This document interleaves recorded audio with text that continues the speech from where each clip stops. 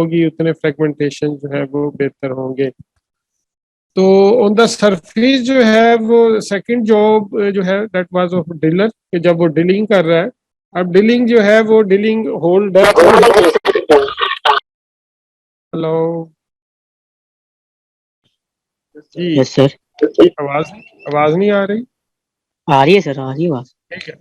अच्छा, जो ड्रिलर है वो ड्रिल करेगा ऑन द बेंच, और depth and dia of the drill जो है वो डिपेंड करता है जो आपने क्या डिजाइन है, या some time availability at the site होता है। तो बेंच हाइट के मुताबिक जो है, जो आप वो ड्रिल होल आपने रखना है। तो so the job of a driller, जब वो ड्रिलिंग कर रहा है तो a he will keep a notebook अपने पास रखेगा। अब ड्रिलिंग वो कर रहा है, अब वो देख रहा है कि ड्रिलिंग रेट जो है बड़ा फास्ट है, तो इसका मतलब है कि there is a soft rock.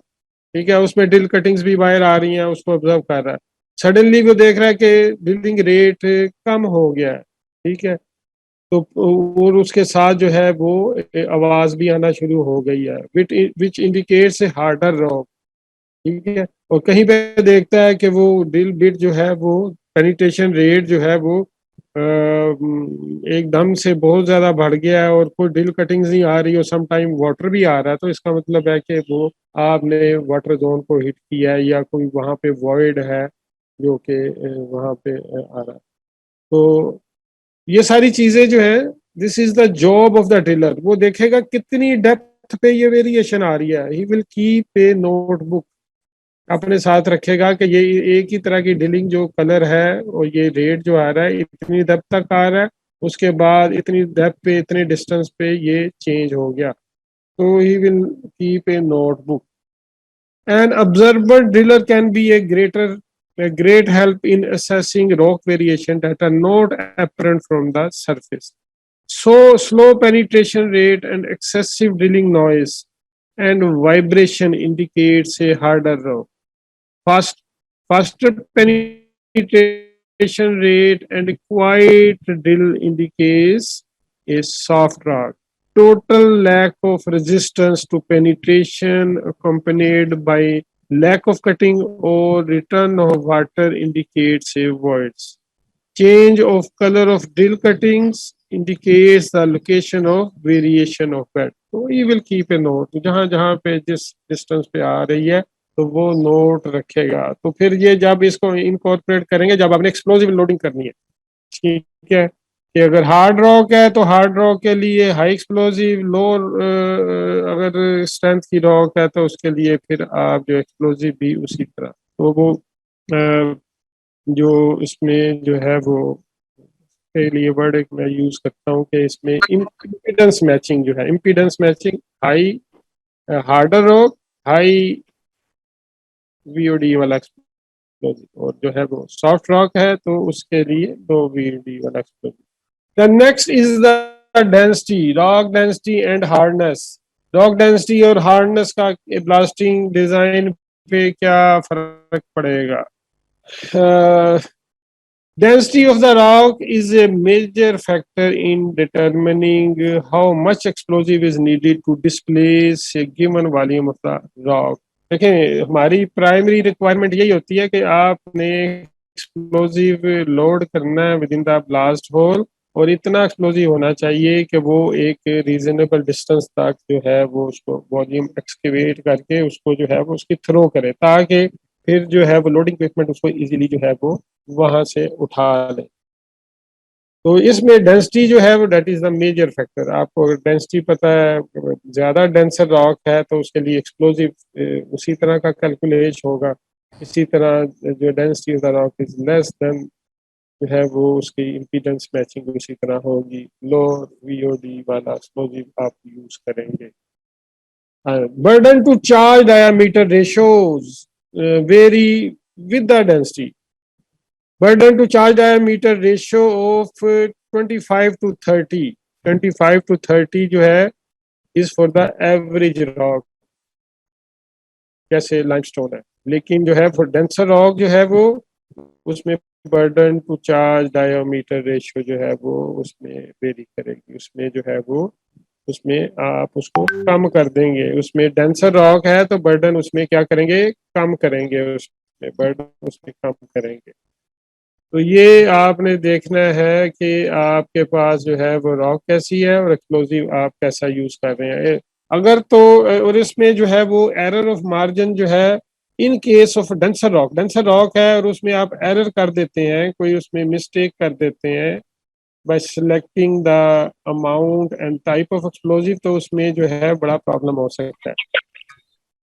Problem ये हो सकता है अगर सॉफ्ट रॉक है, लेट से सॉफ्ट रॉक में आपने कैलकुलेशन की, आपने कम एक्सप्लोजिव डाल दिया, तो अंडर एक्सप्लोजिव आपने किया, तो क्या होगा, वो फ्रेगमेंटेशन इतनी अच्छी नहीं होगी। तो फिर क्या है, इक्विपमेंट है जो उसको लोडिंग इक्विपमेंट है, उसको इजीली उसको वहां से निकाल लेंगे।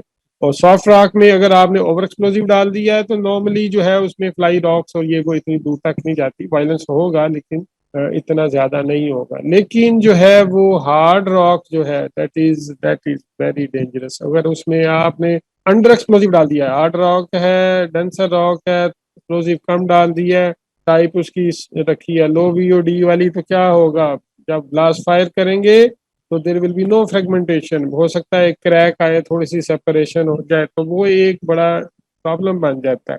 लोडिंग इक्विपमेंट जो है उसको इजीली नहीं निकाल सकते, वो उसकी डेंसिटी और हार्डनेस बहुत ज्यादा है, तो वो मसला बन जाता है। ऑन द अदर हैंड अगर आप उसको ओवरलोडेड कर देते हैं, ज्यादा एक्सप्लोजिव डाल देते हैं then the required one, then what will happen, और बहुत ज्यादा वायलेंस होगा।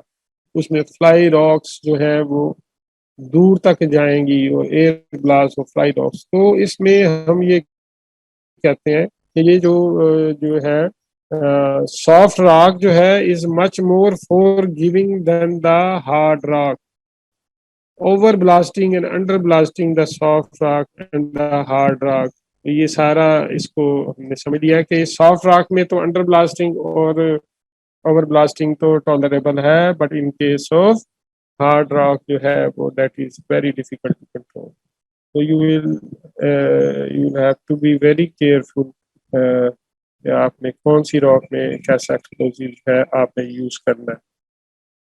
Next is the voids and incompetent zone, voids and incompetent zones. हाँ जी, वॉइड्स ये आप देख रहे हैं कि ये जो है वो, ये इसका जो है वो वर्टिकल सेक्शन इसको दिखाया गया है। तो ये this is the blast hole, ये ब्लास्ट होल लेंथ है। ये एक सरफेस पे साइड्स, ये देखें ये बेंच, ये पूरा एक बेंच है, तो ये बेंच हाइट है जिससे हम कहते हैं ये बेंच एक बना हुआ है, जैसे स्टेप में होते हैं, ये स्टेप है, ये बेंच हाइट है। अब ये होल जो है इसका डाया है, और होल जो है इट इंटरसेक्ट्स द मड सीम यहाँ पे एक जो है वो सॉफ्ट जो है लेयर आ गई है मड सीम की, उसको इंटरसेक्ट कर रहा है। और नीचे जो है अंडरग्राउंड वर्किंग के साथ भी ये टच हो सकता है, और फिर ये आप इसको भी इंटरसेक्ट कर सकते हैं, सोल्यूशन कैविटी को भी। तो ये जो चीजें हैं ये आपको कौन बताएगा, ये आपको ड्रिलर बताएगा। ड्रिलर ने सारा एक नोटबुक पे लिखा होगा कि कितनी डेप्थ पे जाके वहां पे रॉक नहीं आई, तो नहीं आई तो इसका मतलब है कि वहां पे कोई कैविटी है। ठीक है, तो वो कैविटी जो है जब आपने लोडिंग करनी है एक्सप्लोजिव के साथ, तो उसको फिर एक्सप्लोजिव नहीं डालना, वहां पे आपने क्ले डालनी है, स्टेमिंग डालनी है, आपने स्टेमिंग मटेरियल इस तरह की कोई चीज डालनी है। और ये देखें कि ये जो है तो वॉइड्स एंड इनकम्प्लीटेड जोन जो है वो, if not properly incorporated in the blast design, तो एक बड़ा वायलेंस हो सकता है। वायलेंस क्या हो सकता है कि आप एक्सप्लोजिव डाल रहे हैं, लेट से आप एक्सप्लोजिव डाल रहे हैं, एक्सप्लोजिव अंडरग्राउंड इधर से हो के अंडरग्राउंड वर्किंग में जा रहा है, आप सैक पे सैक डाल रहे हैं एनफो के, और वो उसका वो कॉलम जो है वो राइज ही नहीं हो रहा, वो सारा इधर आ रहा है। तो आपको अगर नहीं पता तो आप क्या करेंगे, ओवर एक्सप्लोड इसको कर देंगे, और जब इनिशिएट करेंगे तो एक वायलेंट किस्म का एक्सप्लोजिव हो कोयन होगा जिसमें फ्लाई रॉक्स, एयर ब्लास्ट और ये सारा चीजें जो है एनवायरमेंटल जो है वो अफेक्ट्स बहुत ज्यादा आएंगे। इसी तरह ये है कि इसमें सोल्यूशन कैविटी में भी हो सकता है, तो ये सारे मामला जो है तो ये आपको you will have to be very careful. और ये this is the job of the dealer कि आपको ये सारी इंफॉर्मेशन दे।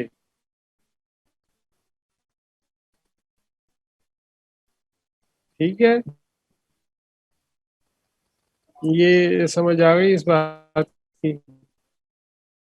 अच्छा, इधर से मैं एक तो यही है, मैं एक्सप्लोजिव यहाँ पे अंडरग्राउंड वर्किंग है या कोई इस तरह का ये कैविटी आ गई है में, उन लोगों के पास एक जो है वो होती है, स्टिक होती है, या वो स्ट्रिंग के साथ ना, धागे के साथ, एक रस्सी के साथ एक कोई हैवी चीज पत्थर बांध के वो इसकी बॉटम पे रखते हैं और देखते हैं कि वो फिर जब एक्सप्लोजिव डालते हैं और फिर उसका जो है वो कॉलम को नोट करते रहते हैं कि कॉलम राइज हो रहा है कि नहीं। तो जब वो आप एक्सप्लोजिव डाल रहे हैं, कॉलम राइज नहीं हो रहा, तो वो जो एक्सपीरियंस पर्सन है उसको पता चल जाता है। अगर उसने जो डीलर ने उसको नहीं बताया तो ही विल हैव क्लू कि भाई इसमें हो सकता है सोल्यूशन कैविटी हो सकती है। तो इसकी जो है वो रेमेडी क्या है, ऐसा मामला हो जाए तो यहाँ पे जो खाली सैक्स जो होते हैं जिसमें एन्फो वगैरह आता है, तो खाली जो थैले जो सैक्स हैं आप इसमें फेंकेंगे at the bottom of the, या जहाँ पे भी वो मामला है उसको इधर रखेंगे और फेंकेंगे सैक्स, उसकी टैंपिंग करेंगे। टैंपिंग जो है वो स्टिक के साथ उसको जो है वो थोड़ा हार्ड करेंगे, और टैंपिंग के बाद फिर उसमें स्टेमिंग मटेरियल डालेंगे, मिट्टी डालेंगे, मिट्टी डाल के एक नई सरफेस बनाएंगे बॉटम। जब ये इसको लॉक कर देंगे तो उसके बाद फिर एक्सप्लोजिव डालेंगे। तो ये इसको इस तरह लॉक कर देते हैं। तो अगर ये मामला जो है वो उसमें आ जाए, उसमें लेट से यहाँ पे मामला आ जाए, तो फिर क्या करते हैं, ये जो सेंटर में मड सीम आ गई है और ये काफी इसमें जो है वो मड सीम्स के अलावा जो है अगर कैविटी आ गई है, दोनों साइड पे इसको इंटरसेक्ट कर रहे हैं, तो फिर क्या होगा, उसमें क्या होना चाहिए फिर इसका? वो इसमें ये करते हैं, लेट से यहाँ पे एक बड़ा एक इंटरसेक्ट आपने कैविटी कर ली है, तो फिर हम उसमें नॉर्मली क्या करते हैं कि ये तो पोर्शन आपने फिल कर लिया एक्सप्लोजिव के साथ, अब यहाँ पे जो है वो एक्सप्लोजिव जो है वो जो है वो डाल रहे हैं, और या यहाँ पे डाल रहे हैं तो कैविटी में जा रहा है, और कैविटी अगर इंटरसेक्ट कर रही है इस तरह जो है वो कोई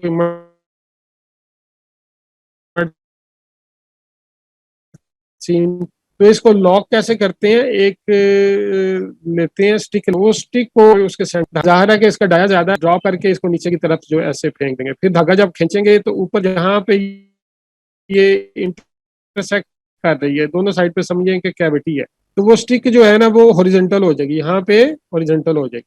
ये बात फॉलो करेंगे नहीं, इस जगह पे हॉरिजॉन्टल हो जाएगी, और जब वो जो हॉरिजॉन्टल हो जाएगी तो इसके साथ ये यहाँ पे अपना कर देगी, स्टकअप हो जाएगी, और उसको खींच के धागे को आप या स्ट्रिंग को यहाँ पे सरफेस पे बांध देंगे। तो एक स्टिक जो यहाँ पे हॉरिजॉन्टल होगी, उसके बाद आप क्या करेंगे, उसमें सैक्स डालेंगे, एम्प्टी सैक्स जो खाली जो है उसके लफाफे सैक्स, उसको यहाँ पर डालेंगे और स्मूथ बॉटम, और फिर उसमें जो है सैक्स के बाद फिर स्टेमिंग डाल के आपने जब एक बॉटम बना ली, तो फिर जो है वो क्या करेंगे, एक्सप्लोजिव डालेंगे। अब एक्सप्लोजिव इधर है, एक इधर है, तो एक जो डिस्कनेक्शन हो गया, इसके लिए याद रखें you will have to do the multiple priming, एक प्राइमिंग यहाँ पे करनी पड़ेगी, एक प्राइमिंग यहाँ पे करनी पड़ेगी। तो ये आगे बारहा हम देखेंगे, तो इसको जरा ध्यान पे रखिएगा। Next is the jointing. Jointing का जो है वो बेडिंग प्लेन्स पे, उस ग्लास डिजाइन पे क्या असर है, हमने शुरू में भी कहा था कि कन्फाइनमेंट जो है वो बहुत जरूरी है। कन्फाइनमेंट, कन्फाइनमेंट अनकन्फाइंड, अगर डीकपलिंग है तो फिर भी अनकन्फाइंड है एक्सप्लोजिव, उसमें भी एक्सप्लोजिव जो है एनर्जी वो डैम्पन होगी और प्रॉपर ट्रांसमिशन ऑफ एनर्जी नहीं होगी। इसी तरह का बहुत सारे जॉइंट्स हैं, तो जो hot gases under high pressure and temperature है वो वेंट आउट हो जाएंगी थ्रू जॉइंट्स, और अपना वो पूरा काम नहीं कर सकेगी। तो ये सारा जो प्रोसेस है गैस के प्रेशर और टेम्परेचर बिल्टअप होने का, ये it takes about 3 milliseconds, तो ये 3 मिली सेकेंड्स लेता है। तो 3 मिली सेकेंड्स तक वो गैसेस को कन्फाइंड रहना है within the blast hole. अगर वो ऐसा नहीं हो रहा उसमें, और उसमें जो है वो जैसे जैसे गैसेस बन रही हैं वो क्रैक्स में से वेंट आउट हो रही हैं, तो फिर क्या होगा, एक पुअर फ्रेगमेंटेशन होगी और उसमें बोल्डर्स आएंगे, अच्छी फ्रेगमेंटेशन। तो ज्वाइंटिंग जो है वो बड़ी अहम है। Jointing can have a pronounced effect on both fragmentation and stability of the perimeter of the excavation. Close jointing usually results in good fragmentation. However, widely spaced jointing, especially where the joints is pronounced, often results in a very blocky muck pile because the joint planes tend to isolate large blocks in the plane. In place small अगर जो है jointing जो है उसकी spacing कम है तो उसमें वो इतना ज़्यादा फर्क नहीं पड़ता, फ्रेगमेंटेशन आपके साथ बेहतर आ जाती है। लेकिन अगर आपके पास जॉइंट्स जो है वो उसकी स्पेसिंग ज़्यादा है और वो प्रोनाउंस्ड है और फिर उसमें प्रॉब्लम आ जाएगा अगर आप उसकी केयर नहीं करेंगे। तो उसके लिए जो है वो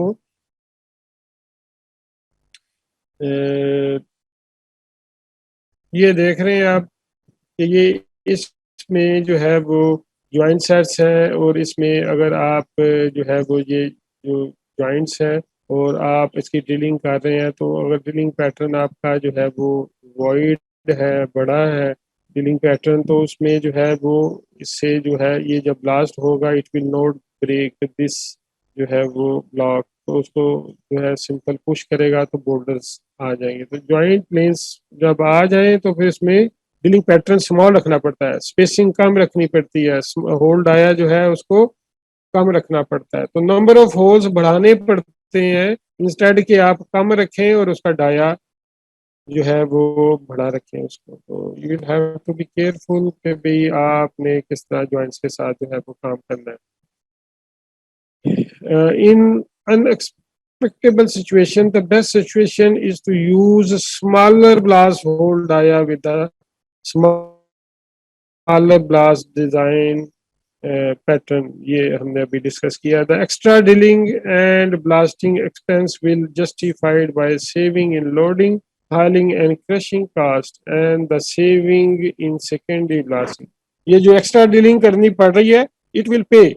ये नहीं है कि आप अगर आप यहाँ पे ड्रिलिंग कॉस्ट को बचा लें और बड़ा पैटर्न यूज कर लें तो फिर क्या आएगा, बोल्डर्स आएंगे।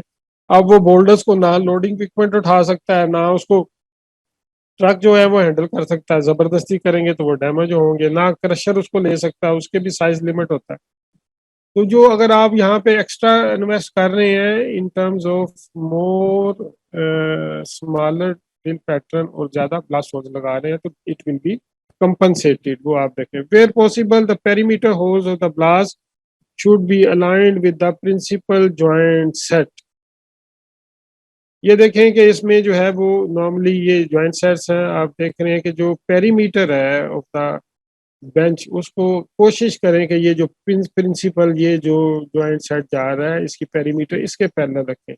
जब इसके पैरेलल रखेंगे तो नीट एंड क्लीन जो है वो आपके पास जो है वो बेंच की बैक आएगी। To start with for the second जो है वो बेंच उसके लिए आपने ड्रिलिंग करनी है। लेकिन ऑन द कंट्रेरी अगर आप जो है वो बेंच फेस जो है वो पेरीमीटर एट राइट एंगल रख देते हैं तो प्रिंसिपल जॉइंट सेट, तो ये देखें तो इसमें फिर क्या आएगा, ये स्मॉलर ज्वाइंट्स है इसमें फिर ये बैक जो आएगी वो डेट विल बी रैग्ड, वो अनइवन आएगी, कहीं से ज्यादा टूटा हुआ है कहीं से कम। तो ये आपने ख्याल रखना है कि जहाँ पे मेन ज्वाइंट है उसका प्रिंसिपल ज्वाइंट है उसके पैरेलल अपना उसको रखें जो है वो पेरीमीटर। और इसी तरह जो है ये ओपन और टाइट होल्स को अवॉइड करें, इस तरह का ब्लास्ट पैटर्न अवॉइड करें कि जो ओपन हो, ओपन में ब्लास्टिंग इजी हो जाती है, यहाँ पे जो कन्फाइनमेंट ज़्यादा होती है और इसमें प्रॉब्लम आते हैं। तो जो इस तरह का जो है वो कॉर्नर आपने बनाना है while designing. Then bedding, bedding जो है उसका जो है बेडिंग प्लेन का क्या असर हो सकता है, ये आप देख रहे हैं कि बेडिंग प्लेन ये एक ब्लास्ट होल आपको दिखाया गया है, stemming through weak material and open beds. अब इसमें एक्सप्लोजिव लोड किया आपने, ठीक है, यहाँ पे था हार्ड रॉक थी उसके साथ आपने एक्सप्लोजिव लोड कर दिया, फिर जो है वो वीक मटेरियल का एक जो है वो छोटा कॉलम आ गया, छोटी डेप्थ एक थिकनेस आ गई है, इस जगह पे आपने स्टेमिंग मटेरियल डालना है और ये सारी इंफॉर्मेशन आपको कौन देगा, ड्रिलर देगा। तो यहाँ पे आपने स्टेमिंग मटेरियल डाला है, स्टेमिंग मटेरियल के बाद फिर हार्ड रॉक आ गई है, फिर आपने एक्सप्लोजिव डाला है, और फिर यहाँ पे फिर ओपन बेड है, ये इसमें भी आप क्या करेंगे, स्टेमिंग मटेरियल डालेंगे, और ये जो है वो एक्सप्लोजिव है, और फिर again it is a stemming, ये तो डिजाइन में होती है स्टेमिंग इसका जो है वो। तो ये इसमें बेडिंग प्लेन्स में इस तरह अगर वॉइड्स आ जाएं तो इस तरह आपने उसको टैकल करना है, ठीक है। तो ये है इसमें मामला। Bedding can also have an effect on the fragmentation. Beds of weak material should be treated as a zones of weakness. Stemming rather than the explosive should be loaded in these zones. In bed of hard material, it is often useful to load an explosive of high density. तो ये जो impedance matching है that should be taken care of. आपने high strength का जो है वो अगर रॉक है तो हाई डेंसिटी ऑफ एक्सप्लोजिव वो आप यूज करेंगे। To break a collar rock a deck charge और सैटेलाइट होल्स आर रिकमेंडेड। ये आगे जाके डिटेल के साथ करेंगे कि सम टाइम जो है वो कॉलर रॉक से क्या मुराद है। चलिए मैं आपको बता देता हूँ। ये देखें कि ये जो एरिया है ये कॉलर एरिया है, जहाँ पे ये यहाँ पे क्या है, ये स्टेमिंग है, यहाँ पे एक्सप्लोजिव नहीं है। और ये हमने क्यों डाला है, ये इसको कन्फाइन करने के लिए। नीचे से भी एक्सप्लोजिव कन्फाइंड है और यहाँ से भी कन्फाइंड है, तो क्या एक्सप्लोजिव जब बर्न करेगा तो hot gases under high pressure up to जो है वो जो टाइम उसका है 3 मिली सेकेंड, वो एक फुल प्रेशर और टेम्परेचर डेवलप करेंगी और फिर फ्लेक्सर रप्चर होगा। ये सारी गैसेस इस साइड पे एक्ट करेगी। तो ये एक जो फ्लेक्सिबल जो है सिलेंड्रिकल जो एक बन रहा है यहाँ पे एक थिकनेस, उसको इस डायरेक्शन में ये करेगी। जो जो जो इसमें गैसेस हॉट गैसेस या ये जो स्ट्रेस वेव्स हैं they will take the path of low resistance. तो उसमें जो है वो ये पाथ फ्री फेस के नजदीक है, पीछे तो रॉक की कंटिन्यूटी है ना, इधर तो इसको गिरा नहीं सकते, तो ये इसको इधर फोर्सेस लगाएंगे और ये स्ट्रेस वेव जो है वो इस तरह इसको जो है वो सिलेंड्रिकल जो है वो उसका फ्लेक्सिबल रप्चर होगा। तो ये है। तो अब इस एरिया में मैं बताना चाह रहा हूँ कि इसमें स्टेमिंग है, तो यहाँ पे चांसेस है कि ये जो एरिया है इसका इधर से बोल्डर्स आएंगे बड़े पीसेस, क्योंकि एक्सप्लोजिव तो आपने डाला नहीं। अगर ऐसा मामला आ जाए कि बड़े यहाँ पे बोल्डर आ रहे हैं तो उसके लिए दो तरह का काम करते हैं। एक कहते हैं डेक चार्ज। डेक चार्ज क्या है कि स्टेमिंग एरिया, इसी में थोड़ा सा एक्सप्लोजिव डाल देते हैं नीचे, और थोड़ी सी उसकी जो है वो डेप्थ को बढ़ा के स्टेमिंग डाली, एक्सप्लोजिव डाला, फिर स्टेमिंग डाली, तो उससे फिर क्या है कि इस एरिया से बोल्डर्स आना कम हो जाएंगे। एक तो ये रेमेडी है। दूसरी रेमेडी ये है कि अगर आप सैटेलाइट होल्स क्या हैं कि ये आप देख रहे हैं कि ये जो है फ्री फेस है और ये होल है, इन बिटवीन दिस जो है वो you will drill a satellite hole जिसकी हाइट आप देख रहे हैं स्टेमिंग लेंथ के बराबर है। तो स्मॉलर डाई का एक होल इसी तरह हर एक होल के साथ आप करेंगे, उसमें उसी तरह लोड करेंगे और स्टेमिंग करेंगे, तो ये satellite holes will fire either with this one or it will fire before the main blast hole। तो जब फायर होंगे तो यहाँ से जो है वो हाँ बोल्डर्स कम आएंगे। तो जब बोल्डर्स आ जाएं स्टेमिंग एरिया से तो आपने क्या करना है, आपने टू रेमेडीज हैं, one is the deck charge and other is the satellite whole.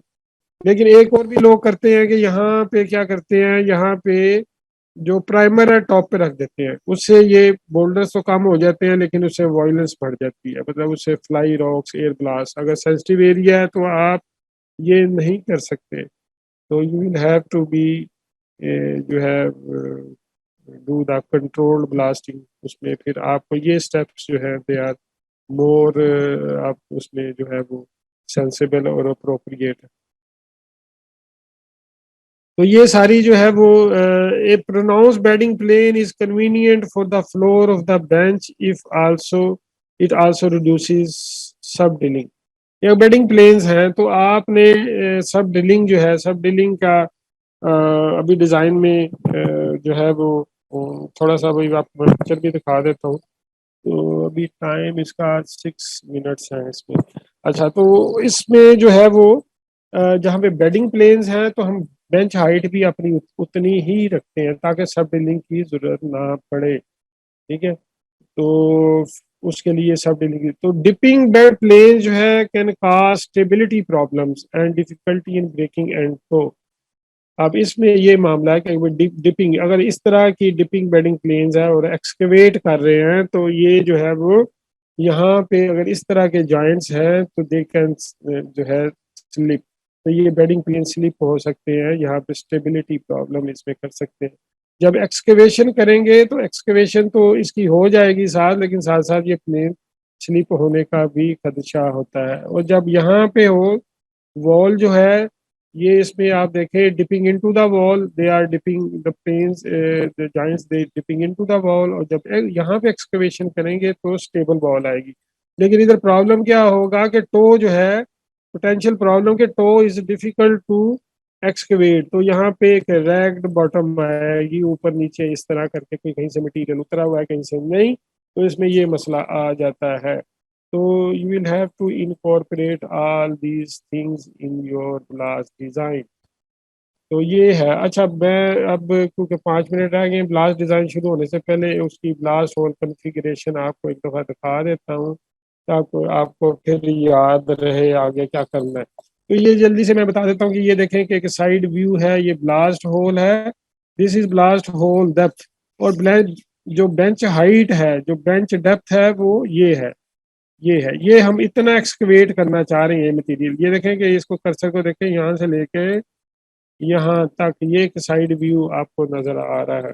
तो जब इसको ब्लास्ट करेंगे तो ये फ्री फेस है, ये फ्री फेस है, पीछे ये कंटिन्यूटी है बेड की, ये रॉक इधर कंटिन्यूटी है, तो इधर फोर्स इसकी जो है वो hot gases under high pressure they will follow the path of least resistance, तो ये फ्री फेस नजदीक है, इसको तोड़ने की कोशिश करेंगे। तो ये बेंच हाइट है और ये सब ड्रिलिंग है, ये सब ड्रिलिंग यानी कि हाइट से नीचे जो हम करते हैं ड्रिलिंग, इसको फर्दर करते हैं, इसको जे से डिनोट करते हैं, इसको कहते हैं सब ड्रिलिंग। ये सब ड्रिलिंग इसलिए करते हैं कि टो जो है उसको एक्सकवेट करना मुश्किल होता है, तो जब सब ड्रिलिंग करेंगे, सब ड्रिलिंग तकरीबन जो है हम 30% ऑफ द बर्डन रखते हैं, तो ये अगर आप सब ड्रिलिंग कर रहे हैं इधर 1 मीटर या आधे मीटर की, तो जब इसमें एक्सप्लोजिव आएगा तो जब ये ब्रेक करेगा तो ब्रेक यहाँ से ही होगा, इधर से ब्रेक नहीं होगा। अगर आप सब ड्रिलिंग नहीं करेंगे तो क्या आएगा, यहाँ पे टो आ जाएगी, यहाँ पे अनएक्सकवेटेड पार्ट आ जाएगा। तो अनएक्सकवेटेड पार्ट या टो को रिमूव करने के लिए हम सब ड्रिलिंग करते हैं, तो ये सब ड्रिलिंग है। बेंच से बिलो जो ड्रिलिंग करते हैं डेट इज सब ड्रिलिंग। बेंच हाइट अगर जो है लेट से 10 मीटर है तो आप वेल जो होल डेप्थ क्या होगी 10.5 मीटर, यानी कि आधा मीटर आपने फालतू कर दी, वो इसलिए कि यहाँ से ये एक्सकवेट हो जाए, यहाँ से ये एक्सकवेट हो जाए, तो इसलिए जो है वो ये सारा। दूसरा ये होल डेप्थ है, ठीक है, ये एच से डिनोट करते हैं, ये जो इसमें जो है वो और ये देखें कि ये जो है this is L is the bench height, ये टी क्या है, स्टेमिंग है, ये स्टेमिंग, ये ऊपर ड्रिल कटिंग्स डालते हैं, इट इज अबाउट ये है 70% ऑफ द बर्डन, ये आप आगे जाकर पढ़ेंगे, तो ये स्टेमिंग एरिया है, ठीक है। तो ये B is the burden, burden क्या होता है, from the centre of the blast hole to the free face, जो इसका परपेंडिकुलर डिस्टेंस है, जो लीस्ट डिस्टेंस है कम से कम, ये बर्डन है। अगर एक होल साथ और पड़ा है इस साइड पे तो वो distance between the hole, to holes, वो उसकी स्पेसिंग हो जाएगी। तो ये पीसी क्या है, ये पाउडर चार्ज है, यानी कि यहाँ से लेके स्टेम से यहाँ बॉटम तक हमने एक्सप्लोजिव डालना है, ये पीसी जो है वे पाउडर चार्ज कहते हैं, यानी कि एक्सप्लोजिव। एक्सप्लोजिव कॉलम कहाँ से आएगा, यहाँ से लेके बॉटम तक आएगा। अच्छा, ये इसकी कॉन्फ़िगरेशन है, इसमें कुछ समझने वाली बात को कि आगे इसी के रेफरेंस से बात चलेगी। जी हेलो, मेरी आवाज आ रही है कि नहीं? यस सर, आ रही है सर। तो समझ आ रही बात? Yes sir. ठीक है, इसमें यस सर।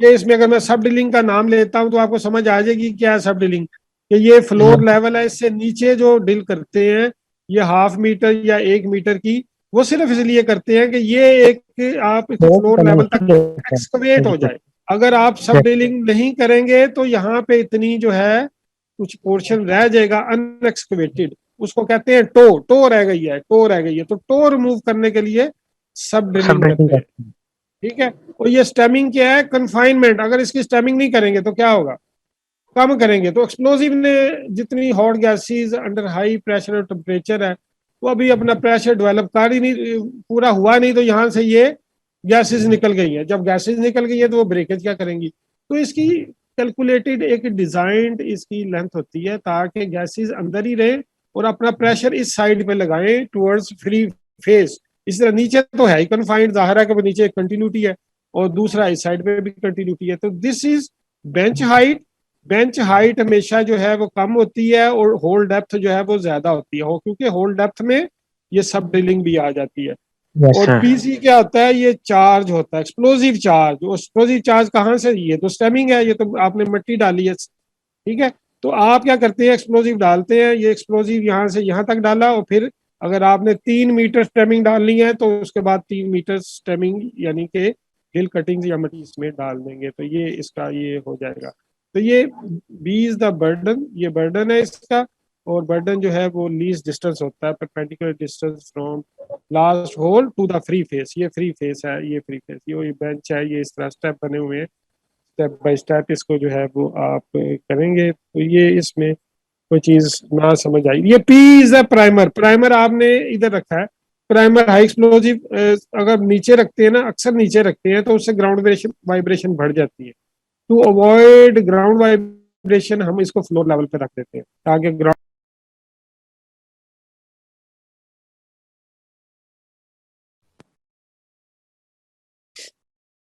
अस्सलाम वालेकुम। वालेकुम अस्सलाम। अच्छा, आज अभी जो हमने जो है वो सरफेस प्लास डिजाइन जो है वो स्टार्ट करना है। सरफेस प्लास डिजाइन में जो सरफेस प्लास पैरामीटर्स होते हैं जिनको आपने सेट करना होता है वो ये है: blast hole diameter, types of blast pattern, burden, sub drilling, collar distance, spacing, hole depth, delays. ये कितना कितना आपने रखने हैं, इनको ऑप्टिमाइज करना है प्लास डिजाइन में। तो ये वन बाय वन हम स्टडी करेंगे। Blast hole diameter. Blast hole diameter जो है is the first thing you will have to select. सबसे पहले आप ब्लास्ट होल डायमीटर को सिलेक्ट करते हैं along with the explosive type and rock to be blasted। आपको रॉक का पता होना चाहिए कि कौन सी है, क्या स्ट्रेंथ है उसकी, और एक्सप्लोजिव जो है वो आपके पास कौन से अवेलेबल है। तो फिर जो है you will select the blast hole diameter. तो ये ब्लास्ट होल डायमीटर में ये तीन चीजें जो है वो आपने देख के ब्लास्ट होल डायमीटर आप सिलेक्ट करते हैं। Once the blast hole diameter is selected, बाकी फिर तमाम पैरामीटर्स जो है वो आप फिर इजीली उसमें कर सकते हैं। ब्लास्ट होल डायमीटर जब सिलेक्ट कर लेते हैं तो फिर जो है वो उसके बाद आप नेक्स्ट क्या आती है कि बर्डन को सिलेक्ट करते हैं कि बर्डन जो जो वो जो एरिया जो वो जो परपेंडिकुलर डिस्टेंस है, बर्डन आपने जो तोड़ना है वो उसकी लेंथ क्या होनी चाहिए। Another all other dimensions parameters they are dependent on the burden। तो ये देख लें, the size of the blast hole is the first consideration of any blast design। The blast hole diameter along with the explosive type being used and the type of rock being blasted will determine the burden। Burden आ जाएगा, बाकी सारी चीजें जो drilling आप कहेंगे कि ये ड्रिलिंग जो है वो 30% of the burden, sub drilling जो है वो आप स्टेमिंग कहते हैं 70% ऑफ द बर्डन। तो वो उसमें आप सारी चीजें जो है वो बर्डन डिपेंडेंट है। Practical blast hole diameter for surface blast design vary from 2 to 17 inches। 2 to 17 inch होता है, और डिपेंडिंग अपॉन द कंडीशन आप जो है वो उसको सिलेक्ट करते हैं। Larger diameter tends to yield low drilling and blasting cost. Larger diameter hole जो है वो आपको इकोनॉमिकल पड़ते हैं, ठीक है। तो ब्लास्टिंग ब्लास्टिंग कॉस्ट भी उसमें कम होती है और ड्रिलिंग भी है, रेट उसमें जो है ड्रिलिंग कॉस्ट भी कम पड़ती है, क्योंकि लार्जर डायमीटर होल्स में आप इजीली जो है वो ब्लास्टिंग एजेंट डाल सकते हैं, एन फोर डाल सकते हैं, और एन फोर जो है इज द चीपर जो है वो एक्सप्लोजिव अमंग ऑल एक्सप्लोजिव्स। तो ड्रिलिंग भी आपकी सही हो गई इकोनॉमिकल, और वो भी लेकिन जो है वो उसमें आपने ख्याल रखना है कि जब लार्जर डाया होल्स आप यूज कर रहे हैं तो उसका वॉइलेंस जो है वो भी ज्यादा होगा। जाहिर है कि ज्यादा एक्सप्लोजिव को फायर करेंगे तो क्या होगा, उसका जो है वो वाइब्रेशन ज्यादा होंगी, उसका एयर ब्लास्ट, उसकी फ्लाई रॉक्स वगैरह, ये सारी जो है वो प्रॉब्लम्स आती हैं। तो आपने ये देखना कि अगर ये प्रॉब्लम नहीं कर रहे तो फिर ये जो है वो और ऐसा है मामला। लेकिन ये जो आगे जाके हम देखेंगे कि ये जो लार्जर ब्लास्ट होल्स है यूजुअली इसको नॉर्मल जो आपकी ब्लास्टिंग है उसमें इनकॉर्पोरेट नहीं करते नॉर्मल में। जहाँ पे इसका नीड होती है, जहाँ पे ये सारी चीज़ें डिमांड कर रही होती हैं कि ये लार्जर डाया होल आपने यूज़ करना है, तो फिर उसमें करते हैं। Planes of weaknesses such as joints and beds tends to isolate the large blocks of the rock in the burden। ये हमने पहले भी देखा था कि ये देखें कि ये अगर आप ड्रिल पैटर्न जो है वो इस तरह रखते हैं कि लार्जर होल आप यूज करते हैं, बड़े डाय का होल, तो फिर क्या है, बड़े डाया होगा तो बर्डन भी ज्यादा होगा, स्पेसिंग भी ज्यादा होगी। और दूसरी तरफ क्या है कि अगर आप स्मॉलर जो है डाई का होल यूज करते हैं तो नंबर ऑफ होल्स बढ़ जाएंगे, उसकी स्पेसिंग और उसका बर्डन भी कम होगा। तो ये दो पैटर्न है, इनमें ये फेवरेबल है। हमने पहले भी डिस्कस किया है कि ये देखें कि ये जब ये पैटर्न अडॉप्ट करेंगे तो ये हो सकता है कि ये जो जॉइंट्स की वजह से ये ब्लॉक बन रहा है इसमें ड्रिलिंग आ ही नहीं रही। तो जब ये ब्लास्ट होगा ये सिर्फ इसको पुश करेगा और ये फिर इसकी फर्दर फ्रेगमेंटेशन नहीं होगी। तो अगर आप smaller blast hole dia pattern adopt करते हैं तो एटलीस्ट आप देख रहे हैं कि एक होल हर एक ब्लॉक में आ रहा है। तो जब ये ब्लास्ट होगा तो इसकी फर्दर फ्रेगमेंटेशन हो जाएगी और बोल्डर्स एज सच आपके पास नहीं आएंगे। The planes of weaknesses such as joints and the beds tend to isolate large blocks of the rock in the burden. Larger the blast pattern, the more likely these blocks are to be thrown unbroken, and smaller blast hole pattern is always beneficial. Larger blast holes pattern will also produce environmental problem near populated area। तो ये आपने इसको देख लिया। अच्छा ये देखेंगे इधर टू एग्जांपल्स हैं, ये इधर शो की हुई हैं कि ये एरिया है एक, दोनों दोनों एग्जांपल्स में एरिया एक ही है 15,000 स्क्वायर फीट, इसमें भी 15,000 स्क्वायर फीट, इसको आपने ब्लास्ट करना है। तो एक ऑप्शन ये है कि आप उसको फोर जो है ब्लास्ट होल्स के साथ ब्लास्ट करें।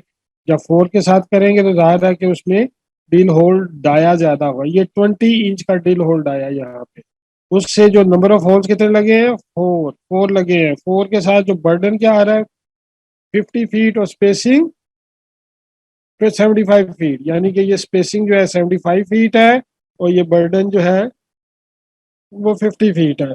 तो इसने क्या काम करना है, इसने 15,000 स्क्वायर फीट को एक्सकेवेट करना है। ऑन द अदर हैंड हमारे पास जो दूसरी ऑप्शन है वो ये है कि हम उसको स्मॉलर जो है वो डाया होल के साथ स्मॉलर पैटर्न अडॉप्ट करें। उसमें क्या करेंगे, एरिया तो उतना ही है 15,000 स्क्वायर फीट, उसको एक्सकेवेट करना है। ब्लास्ट होल डाया जो है वो 20 इंच से रिड्यूस हो गया 2 इंच हो गया। जब 2 इंच होगा तो उसके जो बर्डन स्पेसिंग भी कम होगी। बर्डन इसमें 5 फीट है और 7.5 फीट इज द स्पेसिंग। तो ये देखें कितना फर्क आ गया। इसमें जो है टोटल नंबर ऑफ जो होल्स थे 4 थे और इसमें 400 होल्स आ गए। ठीक है, तो ये इसमें सारी चीजें एक जैसी हैं, सिर्फ ये है कि फर्क क्या आ गया है उसमें, ब्लास्ट पैटर्न और नंबर ऑफ होल्स का। अब इसमें अपेरेंटली लग ये रहा है कि ये 400 होल्स करेंगे तो ये बड़ा कॉस्टली होगा, जाहिर है कि उसमें ड्रिलिंग कॉस्ट बढ़ जाएगी। और जब जो dia of the explosive blast hole कम होता है तो उसमें एक्सप्लोजिव फिर लो क्वालिटी का नहीं पड़ता, उसमें फिर आप एक्सप्लोजिव भी हाई वीओडी वाला डालते हैं ताकि प्रॉपर ब्लास्टिंग हो। और इसमें 20 इंच वाले में आप ब्लास्टिंग एजेंट जो इजीली डाल सकते हैं। तो ये अपेरेंटली लग रहा है कि ये कॉस्टली है और ये लग रहा है कि ये बेहतर है, लेकिन जब ब्लास्टिंग होगी अगर ऐसा मामला है उसमें तो फिर क्या होगा, तो जब बड़े बड़े बोल्डर्स आएंगे, बोल्डर्स आ गए तो फिर क्या होगा, आपका जो लोडिंग इक्विपमेंट है उसको उठाएगा वो डैमेज हो जाएगा, उसमें जो उसका जो है वो हॉलिंग इक्विपमेंट डैमेज होंगे और प्रेशर जो है उसकी लिमिटेशन है। अगर वो नहीं करते तो फिर क्या करेंगे, सेकेंडरी ब्लास्टिंग करेंगे, बड़े बड़े ब्लॉक्स को दोबारा तोड़ेंगे, उस पर तो एक्सप्लोजिव लगेगा, लेबर लगेगी, एनवायरमेंटल इफेक्ट्स आएंगे। तो वो सारी चीजें जब इनको काउंट करें डाउन स्ट्रीम तो ये जो है वो आपको पैटर्न रीजनेबल और ये सही लगता है as compare to this one. तो ये आपने देखना है। तो हमेशा जब जहाँ पे डिफिकल्ट हो ब्लास्टिंग तो वहाँ पे क्या करते हैं, इसका पैटर्न जो है वो आप क्या करते हैं, कम रखते हैं, इसका ब्लास्ट होल डाया कम, और उसमें फिर उसका जो है वो बर्डन और स्पेसिंग भी उस हिसाब से जो है वो कम आ जाती है। तो ये होता है इसमें जो है वो मामला। तो उसका जो है फिर लेकिन ये जो मैंने आपसे बात की है कि जो लार्जर ब्लास्ट होल्ड आया है, ये आइडियली कहाँ पे सूट करता है, क्योंकि इसके साथ तो वाइब्रेशन भी ज्यादा आनी है, एयर ब्लास्ट भी ज्यादा होगा, और ये सारी चीजें होंगी। तो ये कहाँ पे सूट करता है लार्जली, ये सूट वहां पे करता है कि जहाँ पे large material is to be removed. आपने लार्ज मटेरियल रिमूव करना है, और जिस जहाँ पे पार्टिकल साइज का कोई ऐसा ना हो, लार्ज लोडिंग इक्विपमेंट हो आपके पास, बड़े बड़े जो है वो हॉलिंग इक्विपमेंट हो, क्रशर जो है उसमें जो है उसकी कोई रिक्वायरमेंट ना हो कि भाई इसमें फाइन आ जाए जैसा मर्जी मटेरियल, यूनिफॉर्म फ्रेगमेंटेशन की कोई रिक्वायरमेंट ना हो, तो फिर जो है वो, और उसमें टो जो ब्रेक हो रही है उसमें भी कोई प्रॉब्लम ना हो, ग्राउंड वाइब्रेशन, एयर प्लस आसपास जो है वो नेबर को भी कोई प्रॉब्लम ना हो, या उसकी नियर विसिनिटी में कोई ऐसी चीज ना हो, तो then you can go for the large dia holes. उसमें तो ऐसी चीजें होती हैं जहाँ पे आपको सिर्फ वो बड़े बड़े बोल्डर्स ही आपको चाहिए होते हैं, वो सारा वो, तो वहां पे हाँ इकोनॉमिकली आप इसको कर ले, लेकिन रूटीन में दिस पैटर्न जो है pattern is preferable. Next is the type of blast pattern. अच्छा, दो चीजें होती हैं, एक ड्रिल पैटर्न होता है, एक ब्लास्ट पैटर्न। ड्रिल पैटर्न जो है वो आपके सामने नजर आ रहा है, तीन तरह के ड्रिल पैटर्न है, तीन तरह के ड्रिल पैटर्न है। One is the square drill pattern, and other is the rectangular drill pattern, then staggered. Square में ये इसका जो है स्पेसिंग एंड बर्डन, उनका जो डिस्टेंस है, अगर ये 12 फीट है तो ये भी 12 फीट है। रेक्टेंगुलर में क्या होता है कि स्पेसिंग ज्यादा होती है, इसके बर्डन, स्पेसिंग ज्यादा है, बर्डन कम है, तो रेक्टेंगुलर है। लेकिन इसमें हर एक रो के पीछे एक जो है वो दूसरी रो है, एक होल के पीछे दूसरा होल अलाइन हुआ है, तो ये एक सीक्वेंस में इस तरह। स्टैगर्ड में क्या होता है, स्टैगर्ड में होता है कि टू होल्स के दरमियान में एक होल होता है, तो ये टू होल्स फिर नेक्स्ट रो में उसके दरमियान में, तो या एक होल के बाद दूसरा फायर हो, तो ये पैटर्न जो है उसमें हम इसको स्टैगर्ड पैटर्न जो है फॉलो करते हैं। और इसमें जो है एक्सप्लोजिव जो डिस्ट्रीब्यूशन है वो भी रिलेटिवली बेहतर रहती है, एक्सप्लोजिव डिस्ट्रीब्यूशन जो है वो बेहतर रहती है इसमें।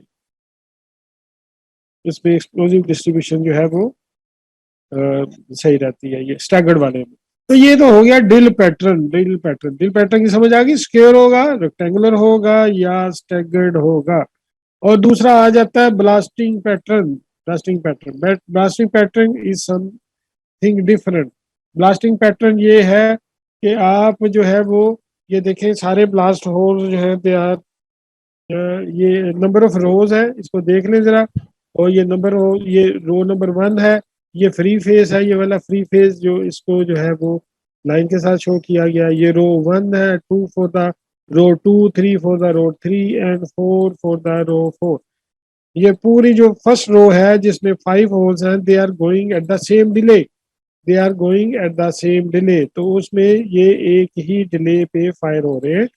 और और उसके बाद जो आफ्टर आफ्टर सर्टेन टाइम ये सेकंड जाएगा। तो ये जो है वो ब्लास्टिंग पैटर्न है कि आपने एक ब्लास्ट किस तरह करने हैं, ठीक है।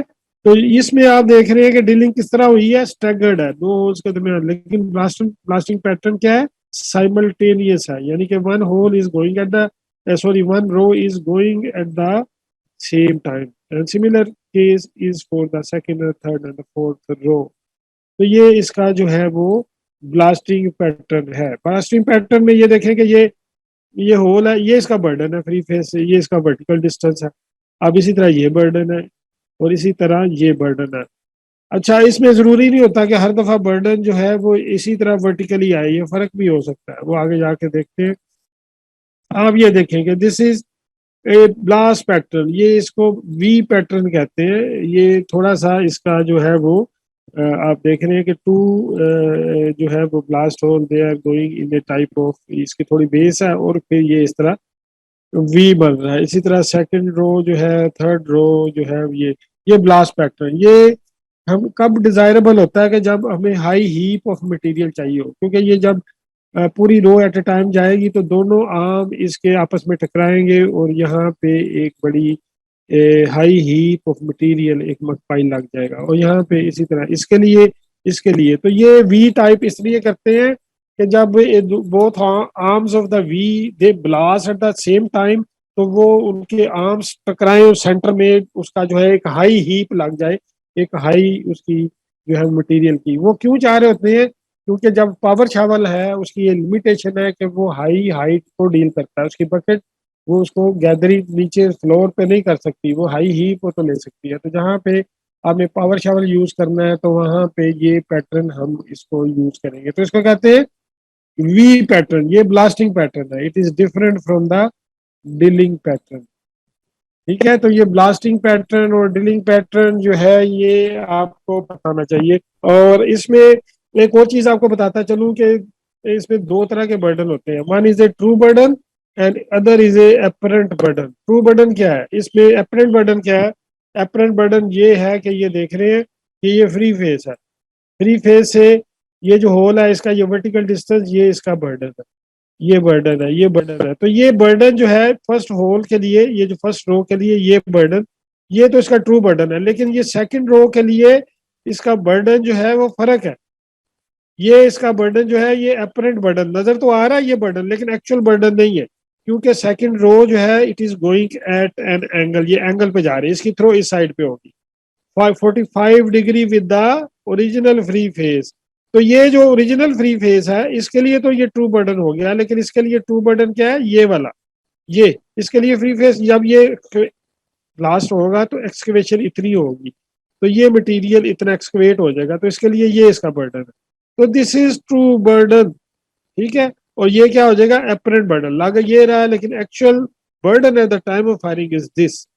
सिमिलरली जो स्पेसिंग है, this is the apparent spacing, ये apparent स्पेसिंग है, लेकिन spacing at the time of firing is this. ये ट्रू स्पेसिंग है और ये क्या है? ये apparent स्पेसिंग है, ये apparent स्पेसिंग है। तो ये आपने बात याद रखनी है, ये आगे भी हम बारहा इसको करेंगे। तो ये true burden is different from the apparent burden. True burden is the burden at the time of firing. और ये वी पैटर्न में और एशिलोन पैटर्न में आगे देखेंगे हम कि जो ट्रू बर्डन है वो अपरेंट बर्डन के बराबर नहीं होता। आप इसमें भी देख रहे हैं कि इसमें अपरेंट बर्डन ये है, but is not a true burden, it is going eight an angle. ये रो क्या जा रही है? ऐसे तो नहीं जा रही कि एक रो गई है दूसरी नहीं, ये वी पैटर्न में जा रही है। It is going eight angle of 45 degree with the original free phase. So its burden direction will be changed, and that burden is called true burden. तो एप्रिल बर्डन और ट्रू बर्डन और April spacing और true spacing में फर्क ये देखें कि ये बी जो है this is the true burden and this is the true spacing, and ये वाला जो है this is April spacing and this one is April burden. तो ये आपने बात इसको याद रखनी है, तो आगे जाके फिर हम इसको देखेंगे इंशाल्लाह।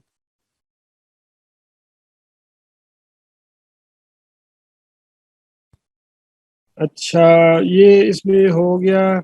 अब पैटर्न में आ गया सारा, तो अब बर्डन जो है, burden is a function of blast hole diameter. हमने पहले भी बात की है, relatively relative density of the rock and the type of explosive use.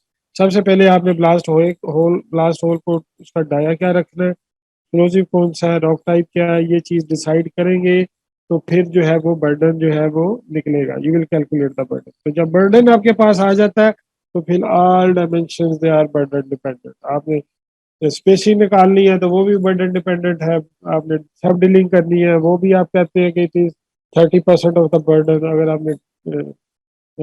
आपने स्टेमिंग करनी है तो वो भी बर्डन डिपेंडेंट है।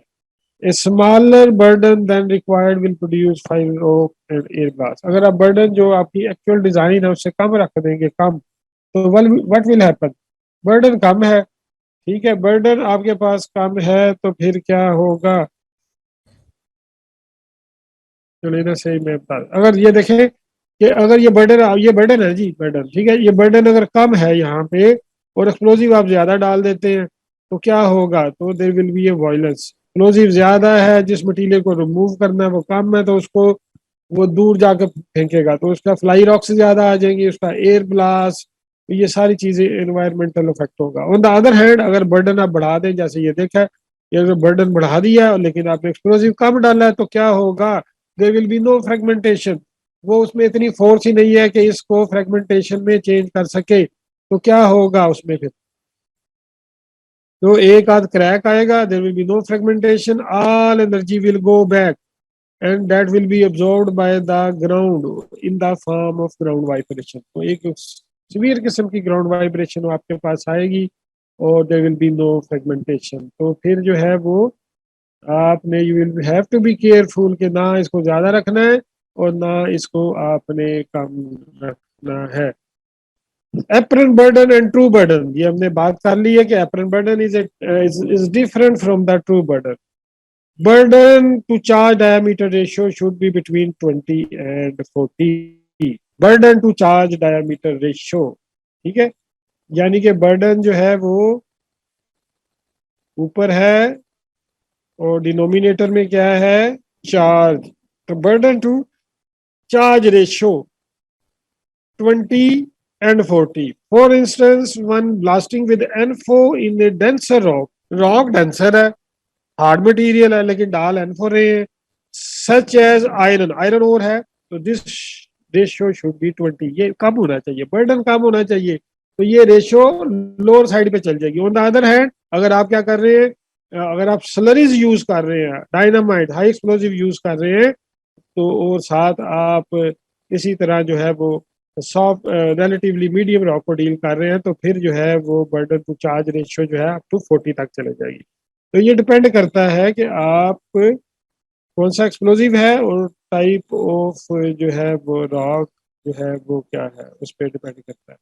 तो ये आपने इस तरह इसको आपने देख लेना, ये आप देख रहे हैं। अच्छा, ये जो इधर दिखाया गया है, ये इसका स्टिफनेस जो है वो फ्रैक्चर रप्चर का बताया गया कि नॉर्मली क्या होता है कि अगर आप बर्डन ज्यादा लार्जर होल्ड आया अगर आप यूज करते हैं, ज़ाहिर है के साथ बर्डन भी ज्यादा होगा, तो एक ये स्टिफर बर्डन हो जाता है। तो अगर आप स्मॉलर होल्ड आया रखे उसके साथ बर्डन कम, तो it is more appropriate and more reasonable approach. तो इसमें जो है ये इजीली रप्चर हो जाता है, फ्लेक्सर रप्चर हो जाता है, ये एक स्टिफर बर्डन बन जाता है, it is difficult to blast.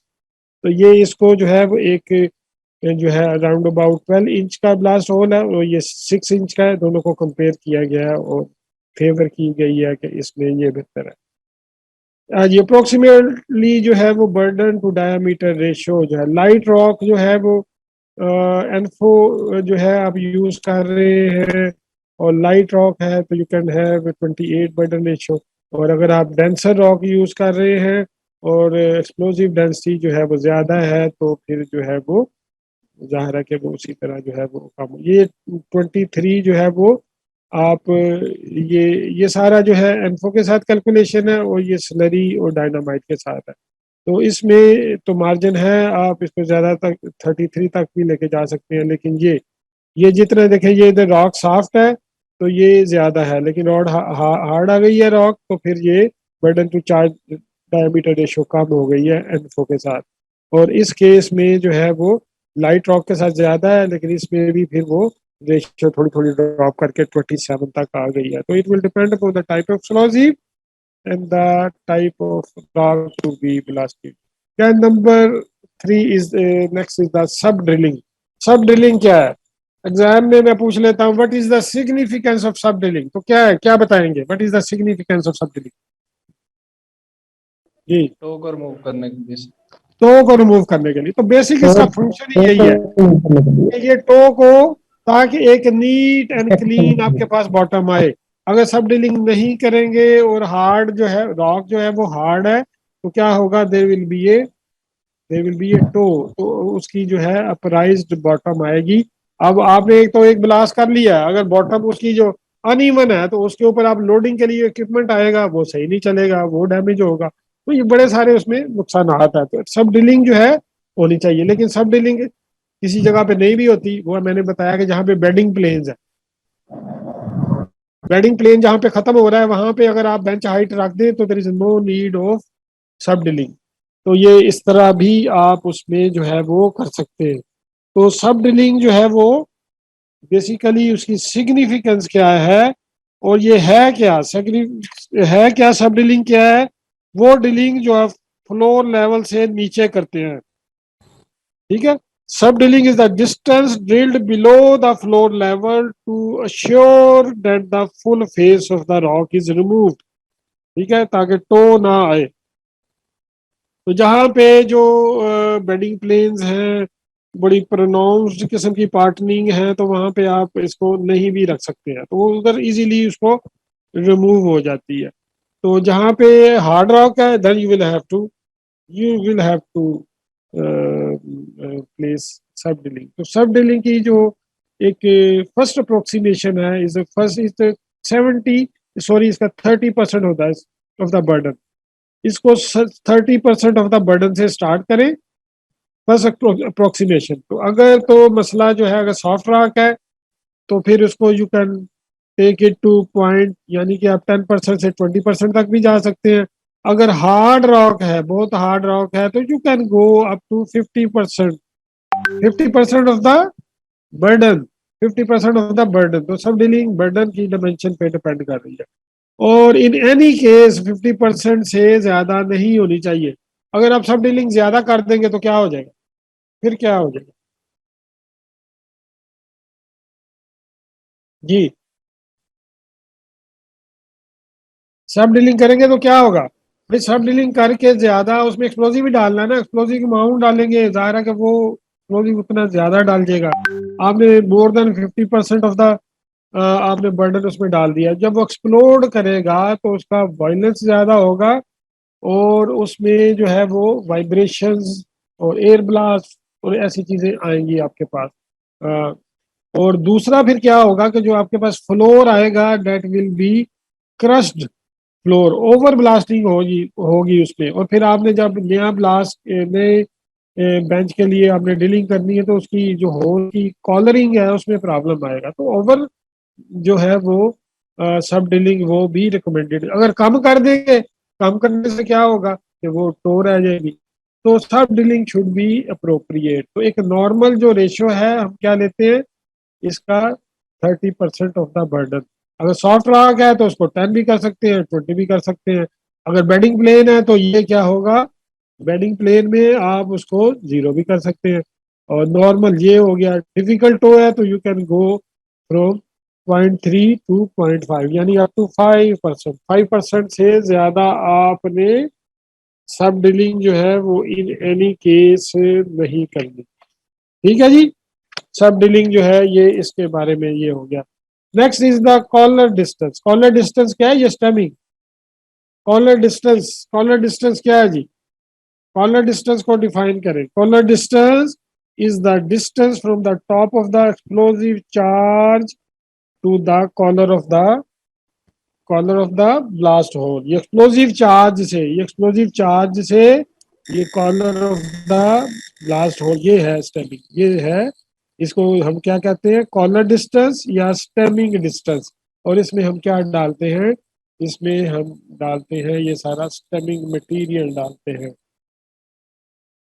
ठीक है। आप इसकी सिग्निफिकेंस क्या है, ये क्यों डालते हैं, इस टाइमिंग क्यों रखते हैं, इसकी सिग्निफिकेंस पूछी जाए तो क्या है? to create confinement, बिल्कुल सही है, कन्फाइनमेंट के लिए जरूरी है। लेकिन इसका साइज भी बिल्कुल कन्फाइंड एनवायरनमेंट देगी तो प्रॉपर फ्रेगमेंटेशन होगी।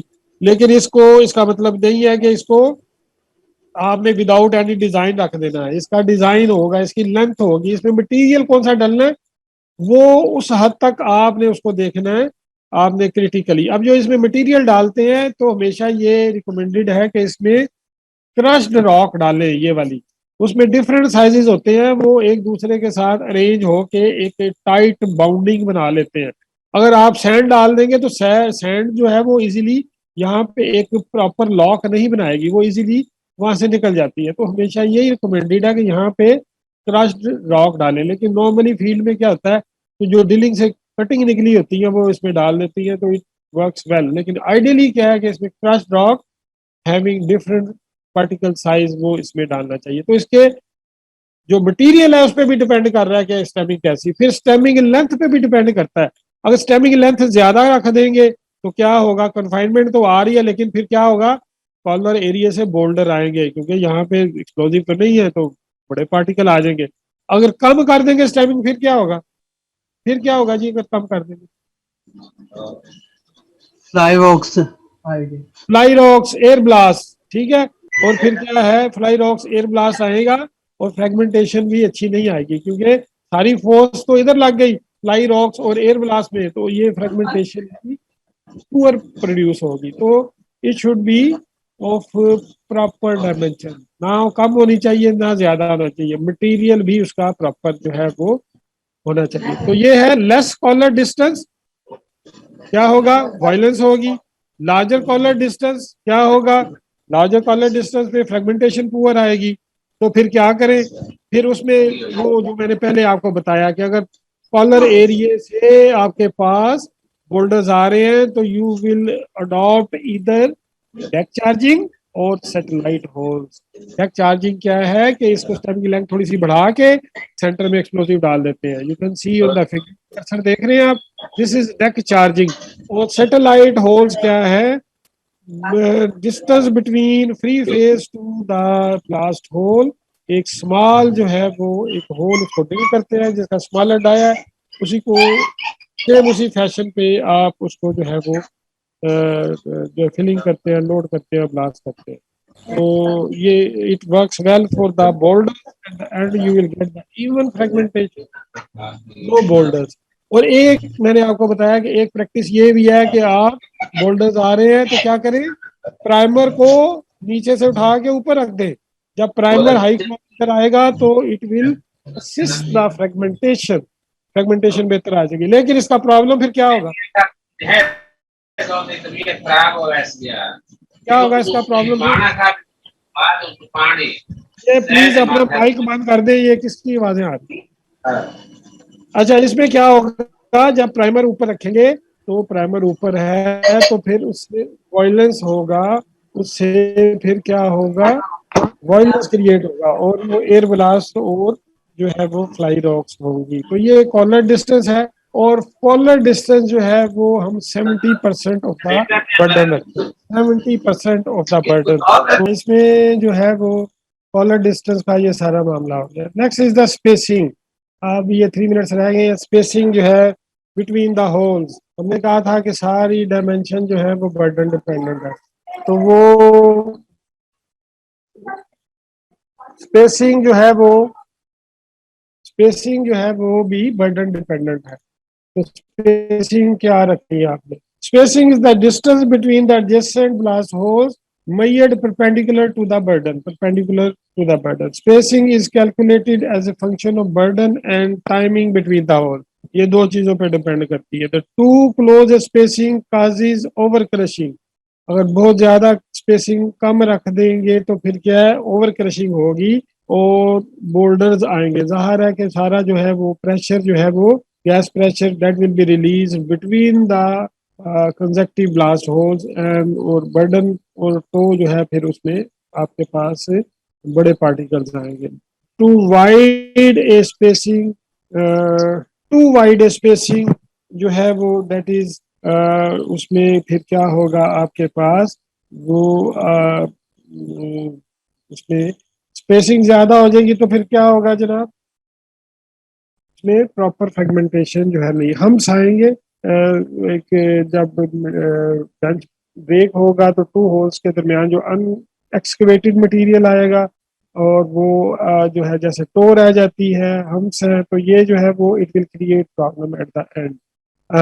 टू लॉन्ग, अब इसमें जो है वो मिली सेकेंड डिले हम आगे जाके डिटेल के साथ देखेंगे। There are 3 types of millisecond delay. एक जो है वो मिली सेकेंड डिले है, दूसरा लॉन्ग पीरियड डिलेज है जिसमें जो है वो अप टू आप 1 सेकेंड का भी कर सकते हैं। तीसरा है साइमल्टेनियस फायरिंग, यानी कि जितने भी ब्लास्ट होल्स हैं in single row they are going at the same time. तो ये 3 टाइप्स ऑफ डिलेज है ये इसको हम डिटेल के साथ इसको देखेंगे। अब ये देखें कि इसमें अगर आपको ये स्पेसिंग जो है वो इसके हवाले से ये देखें कि ये spacing between the blast hole है, spacing between the blast hole है। अगर आप उसमें स्पेसिंग को बढ़ा देंगे तो ये हम्स आएंगे आपके पास। अगर कम स्पेसिंग है तो फिर क्या होगा, ओवर क्रशिंग आएगी, कि ये भी डिजायरेबल नहीं है। तो ये देखें कि इसमें आप देखें कि वन आफ्टर द, ये स्पेसिंग जो है वो बर्डन और ये मिली सेकेंड डिले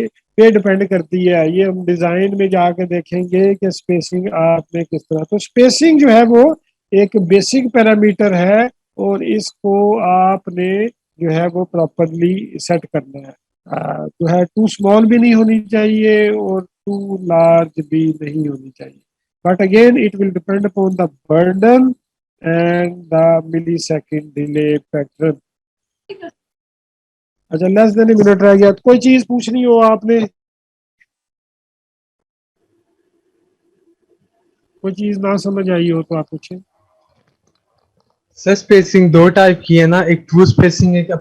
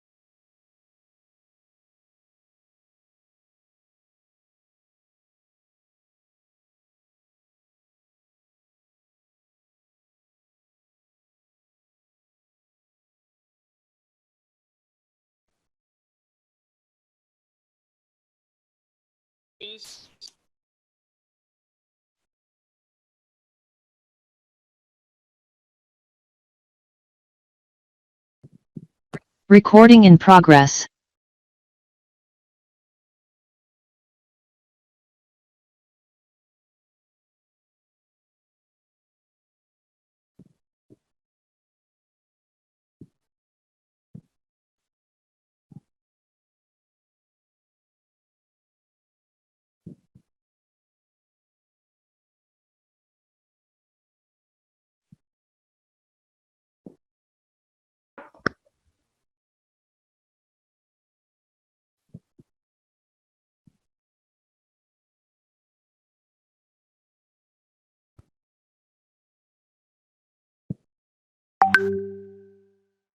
अस्सलाम वालेकुम।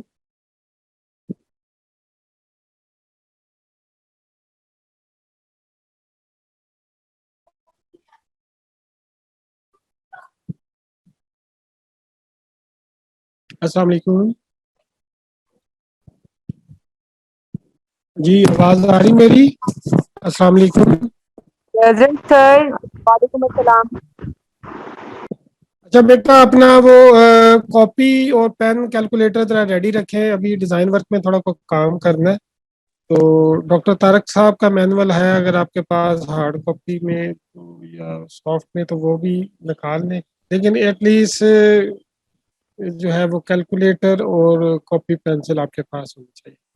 अच्छा, स्पेसिंग हम कर रहे थे कि स्पेसिंग, तो ये आ गया। अभी बच्चे ने क्वेश्चन किया था, स्पेसिंग जो है वो ट्रू भी हो सकती है, अपरेंट, बिल्कुल बिल्कुल हो सकती है।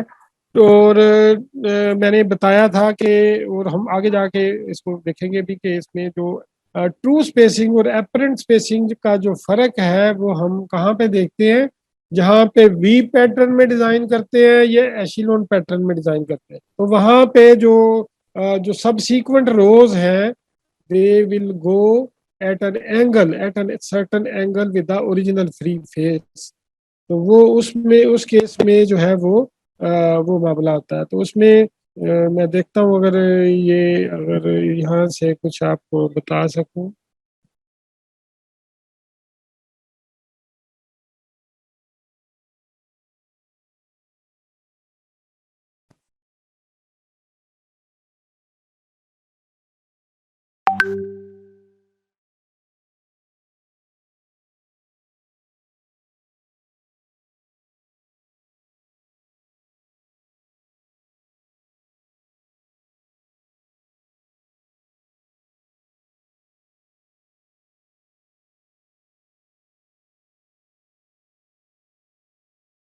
हम्म, ये इधर शेयर नहीं हो गई।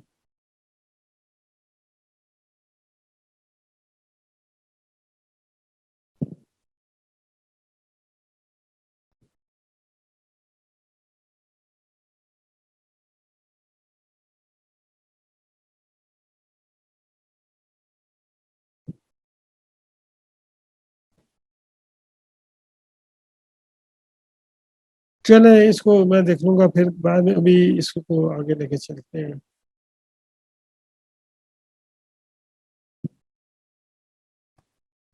ये तो हो गया स्पेसिंग का मामला। और स्पेसिंग जो है वो डिपेंड करेगी बर्डन डिस्टेंस पे और टाइमिंग पे, ये बारहा हम देखेंगे इंशाल्लाह। Then hole depth, hole depth क्या होनी चाहिए? होल डेप्थ जो है वो the hole depth to burden ratio जो है that should be between 1.5 to 4, 1.5 to 4। 1.5 जो है होल्ड जो है वो डेप्थ टू बर्डन रेशियो जो है वो, और उससे कम अगर होगी तो फिर जो है वो इसका मतलब क्या है कि उसका मतलब ये है कि वो there will be excessive air blast, उसमें वॉयलेंस क्रिएट होगी, fly rocks, and at the end you will get the poor fragmentation. On the other hand, if this ratio is more than 4, 4 से ज्यादा है तो it means you are dealing with a very long blast hole. तो उसमें फिर क्या होता है कि उसमें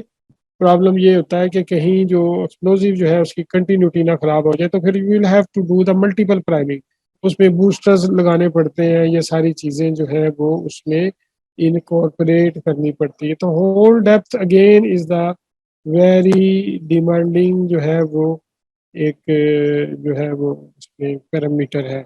और होल डेप्थ जो है या उसका जो है वो बर्डन के साथ जो रिलेशन बनता है, तो उसमें हमने देखा है कि उसमें स्टिफर बर्डन जो है वो इज नॉट रिक्वायर्ड। थोड़ा बर्डन जो है वो उसमें जो फ्लेक्सिबिलिटी जो है वो होनी चाहिए ताकि फ्लेक्सर रप्चर की सूरत में चीज़ें जो है वो सामने आए। Then next is the delays. Delays they are very important. Delays, ये शुरू शुरू में डिलेज नहीं थे। डिले हमने देखा था, आपको याद होगा कि जब हम इनिशिएशन सिस्टम हम कर रहे थे उसमें डिले एलिमेंट मैंने बताया था कि डिले एलिमेंट बेसिकली क्या होता है कि ये प्लेन डेटोनेटर में ही उसी उसमें डिले एलिमेंट डालते हैं तो वो डिले डेटोनेटर बन जाता है। डिले एलिमेंट पायरोटेक्निकल चार्ज का होता है, जब वो इनिशिएट होता है तो वो जलने में कुछ टाइम लेता है। अगर उसकी लेंथ छोटी है तो मे बी वो 25 मिली सेकेंड में बर्न हो जाएगा, उससे डबल है तो 50 मिली सेकेंड में।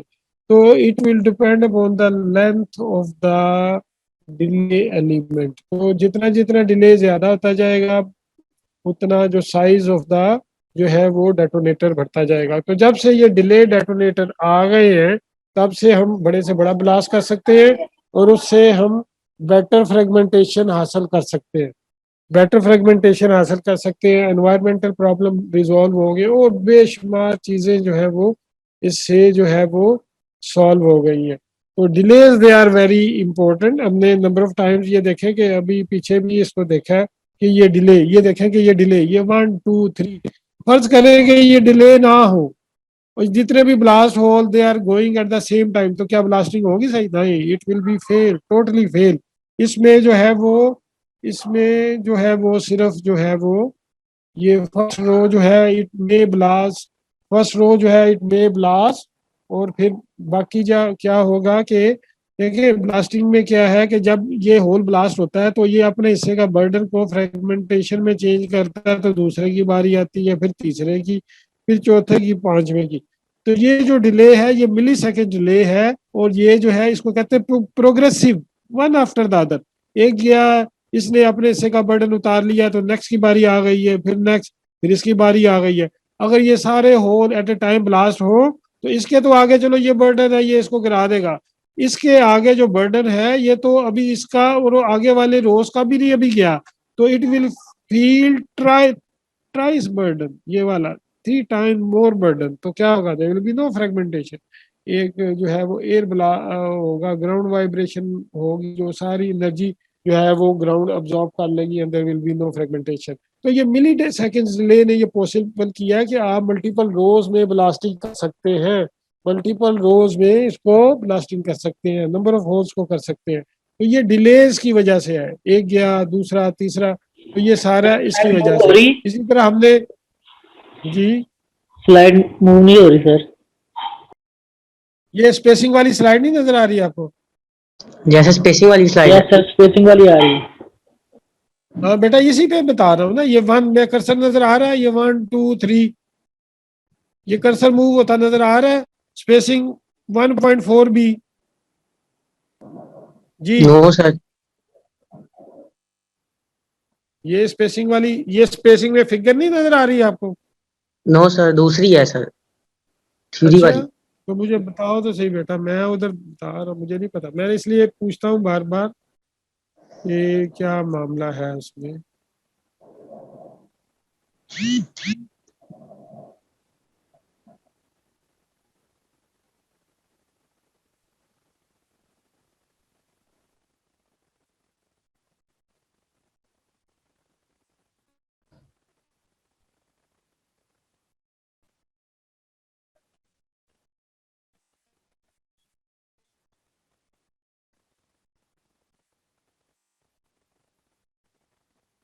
जी, अभी ये आ रही है, अभी यस सर। स्पेसिंग वाली फिगर नजर आ रही है आपको? फिर डिलेज वाली है। लेज वाली। डिले वाली आ रही है? ये क्या हो गया, इसको स्लो हो गई। अच्छा चले अब आ रही देखते है, हैं। अब आ रही स्पेसिंग वाली, फिगर वाली। अब वही आ रही, चले अच्छा, इसको वो उसमें स्लाइड मोड में वो मसला हो रहा है, तो इसमें चले ये देखें कि ये मैं बात बता रहा था कि इसमें देख रहे हैं आप, ये जो बेंच है 1 2 3 4 5 6 और ये सारे जो number of holes they are going at different timing. 1 2, ये 1 जाएगा ब्लास्ट होल इस पे, ये अपने हिस्से का जो है वो वॉल्यूम एक्सकवेट करेगा, फिर दूसरे की बारी आएगी भी तीसरे की। तो इस तरह फ्रेगमेंटेशन बहुत अच्छी होती है कि ये 1 ने ब्लास्ट कर लिया ये वॉल्यूम, और उसके बाद दूसरे ने, तीसरे ने, चौथे ने, पांचवें में, इस तरह 1 बाय 1 जो है वो hole they will blast and they will excavate the volume, और जो उसके बाद जो है वो नेक्स्ट की बारी आएगी। मैं ये कह रहा था कि अगर ये मिली सेकेंड डिले ना हो तो ये सारे hole at a time blast हो, तो ये पॉसिबल नहीं है कि वो फ्रेगमेंटेशन हो, क्योंकि इसके तो सामने फ्री फेस है, ये तो चलो इसको गिरा देगा, लेकिन इनके सामने जो ये वाला बर्डन है, ये तो अभी ये ब्लास्ट ही नहीं हुए तो इसकी बारी आ गई है, तो वो एट ए टाइम ब्लास्ट होंगे, क्योंकि मिली सेकेंड डिले तो है ही नहीं हमारे पास, तो फिर they will feel more burden and there will be no fragmentation. तो it is only possible with the, ये जो इसका जो है वो डिलेस के साथ, कि जब से ये डिलेज आए हैं तो हम नंबर ऑफ होल्स को, नंबर ऑफ रोज को ब्लास्ट कर सकते हैं। तो ये इसको मैं इसमें आपको ये मैं बता रहा था, तो ये आप इसको याद रखिएगा। Delays to efficient use of the explosive to improve productivity and lower cost, to enhance fragmentation, reduction of overbreak and fly rocks. Fly rocks भी कम हो जाती हैं, क्योंकि जाहिर है कि वो अब प्रॉपर एक ब्लास्ट होल जब ब्लास्ट हुआ है उसके बाद दूसरे की बारी आ रही है और प्रॉपर आपने कैलकुलेशन की है, तो there will be no fly rocks and overbreak. अगर आप डिलेज इनकॉर्पोरेट नहीं करते तो फिर ये मामले होते हैं। टू रिड्यूस ग्राउंड वाइब्रेशन, अब एक होल के बाद दूसरा होल जा रहा है, तीसरा जा रहा है, अगर 100 होल्स हैं, they are going at the same time, वो फ्रेगमेंटेशन तो अच्छी करेंगे नहीं, तो क्या होगा, they will produce ground vibration. So if there is no delays and you are firing multiple holes, then you will get the huge ground vibration which is not tolerable। ठीक है, तो किसी भी हालत में वो उसको टॉलरेबल नहीं है। तो ये इन्वायरमेंटल इफेक्ट है बहुत सारा। तो ये जो है due to the delays now it is possible to blast a larger blast. तो ये अब डिलेज किस तरह इनकॉर्पोरेट करते हैं, लोगों ने सदियों से काम करके उसको जो है वो एक एम्पिरिकल अप्रोच बनाई हुई है, कोई अपनी जो है वो रूल्स बनाए हुए हैं, रूल्स ऑफ थम्स बनाए हुए हैं, तो उसको जो है वो ये इधर पढ़ लेते हैं। The delay times between the holes in a row, आप देख रहे थे कि 1 के बाद 2 और 3 कितनी होनी चाहिए, should be between 1 and 5 millisecond per foot of a burden. ठीक है, डिले जो है वो कितनी होनी चाहिए, फर्ज करें उन्होंने कहा जी 1 से 5 मिली सेकेंड, फर्ज करें कि आप जो है वो 5 millisecond per foot of a burden आप डिले रखना चाह रहे हैं, और लेट्स से आपका जो बर्डन है 10 फीट है, तो डिले फिर क्या होगी, 10 इंटू 5 50 मिली सेकेंड की करेंगे। तो ये है, हाँ जी, तो इसमें जो है वो डिले जो है between 1 and 5 millisecond per foot of a burden, और नॉर्मली हम क्या करते हैं 3 मिली सेकेंड की यूज करते हैं, तो ये एक अच्छा रिजल्ट देती है। The delay time between rows, row to row delay कितनी होनी चाहिए, ये होल टू होल डिले से 2 या 3 टाइम्स ज्यादा होनी चाहिए। Where air blast is the problem, जहां पे एयर ब्लास्ट आ रहा है वहां पे भी हम क्या कर सकते हैं, the delay between the holes in a row should be at least 2 millisecond per foot of a spacing, per foot of a spacing। तो ये इसको आप करेंगे तो ये प्रॉब्लम जो है that will be जो है वो eliminate। This will prevent air blast from one charge from adding to the next subsequent charge। इससे ये ऐड नहीं होते, ना वो ऐड हो जाते हैं। For the purpose of control blasting and ground vibration, delay of 9 millisecond and more। ये पहले भी हमने बारहा जिक्र कर लिया है कि अगर एक ब्लास्ट को दूसरे से सेपरेट करना है तो उसका टाइमिंग जो है कितना फर्क होना चाहिए, 9 मिलीसेकंड, 9 मिलीसेकंड या उससे ज्यादा। अगर दो ब्लास्ट होल अगर फायर हो रहे हैं और उनमें जो डिले 9 मिलीसेकंड से कम है, लेट से जो है वो 3 मिलीसेकंड है, तो उन दोनों का जो है वाइब्रेशन जो है उनका इफेक्ट वो कंबाइंड हो जाएगा, क्यूमुलेटिव हो जाएगा। अगर उन दोनों के दरमियान टाइम डिफरेंस 9 मिलीसेकंड या उससे ज्यादा है तो they will be considered a separate blast. तो ये किसकी वजह से पॉसिबल हुआ है, this is only due to the delays. तो ये डिलेज की वजह से possible. Then surface blast design, क्या ऑब्जेक्टिव क्या है सरफेस ब्लास्ट डिजाइन का? ऑब्जेक्टिव है, objective of the blast design is to get the optimum fragmentation with the minimum objectionable things like fly rocks, air blast and ground vibration with minimum cost। एक हमारे पास एक optimum fragmentation आ जाए, एक uniform fragmentation आ जाए, और हमारे पास जो है वो फ्लाई रॉक्स भी नहीं ज्यादा होनी चाहिए, एयर ब्लास्ट भी कम से कम हो, ग्राउंड वाइब्रेशन भी कम से कम हो। जाहिर है इनको जीरो तो आप कर नहीं सकते, लेकिन इसको कम से कम आप जरूर कर सकते हैं, कम कर सकते हैं विद मिनिमम कॉस्ट। और कॉस्ट भी जो है वो ऑप्टिमाइज होनी चाहिए। ये नहीं है कि आपने जहां पे जरूरत है या नहीं है हाई एक्सप्लोजिव डाल दिया और कर दिया, उससे चाहे फ्लाई रॉक्स आए जो मर्जी आए आपको परवाह नहीं है, तो ये कोई अच्छा डिजाइन नहीं होगा। तो ये ऑब्जेक्टिव है, to get the uniform fragmentation with minimum objectionable things like fly rocks, air blast and तीसरा क्या है, ground vibration, ground vibration with the minimum cost. चले अभी इसको देखते हैं आगे कि ये जो है वो, अब ये फिगर आपके सामने पहले हमें भी मैंने सारी पैरामीटर्स ड्रा कर दिए। अब surface blast design is always in constant state of adjustment. Surface blast design की आपने इक्वेशन डिजाइन कर ली हैं, और आप ये नहीं कह सकते कि these equations they are applicable everywhere in every situation in every geology in every type of rock. It is not possible. You will have to fine tune it, you will have to readjust it. So this is not in a constant state, it is in the state of adjustment। तो फिर जहां पे भी आपने blast करना होता है you will do 1 or 2 test blast, और फिर आपको आइडिया हो जाता है कि कोई पैरामीटर एडजस्ट करना है तो वो कितना करना है। तो basically there are 9 variable blast design में। आउट ऑफ 9 वेरिएबल्स 6 आर जो है वो dimension dependent and the remaining 3 are without dimension, that is millisecond delay, explosive density, location of the primer.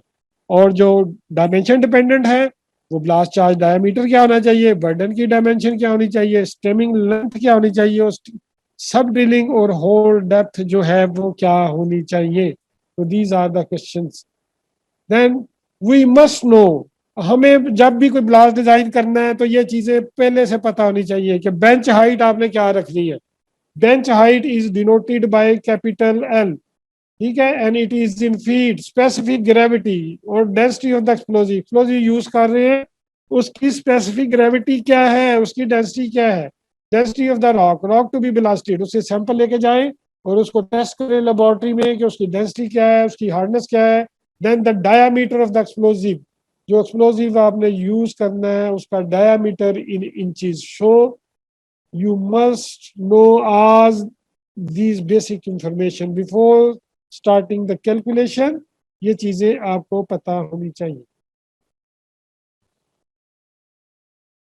Now the calculation of blast design, इसके लिए मैं कह रहा था कि आप लोग अपनी पेजेस निकाल लें, जरा इसको निकाल लें जरा, आप इस मेरे साथ कैलकुलेट करेंगे तो बेहतर हो जाएगा, उसमें ये आपके लिए बेहतर हो जाएगा। इक्वेशंस देखिए, हमने कहा था कि सबसे पहले आपने क्या करना है, ब्लास्ट होल डायमीटर डिसाइड करना है, आपके पास एक्सप्लोजिव का पता है, आपको जो है रॉक टाइप का पता है, तो फिर आप क्या निकालेंगे, बर्डन, जब बर्डन निकालेंगे तो फिर every all other dimensions they are burden dependent, they are depending on the burden, so the main thing is the burden।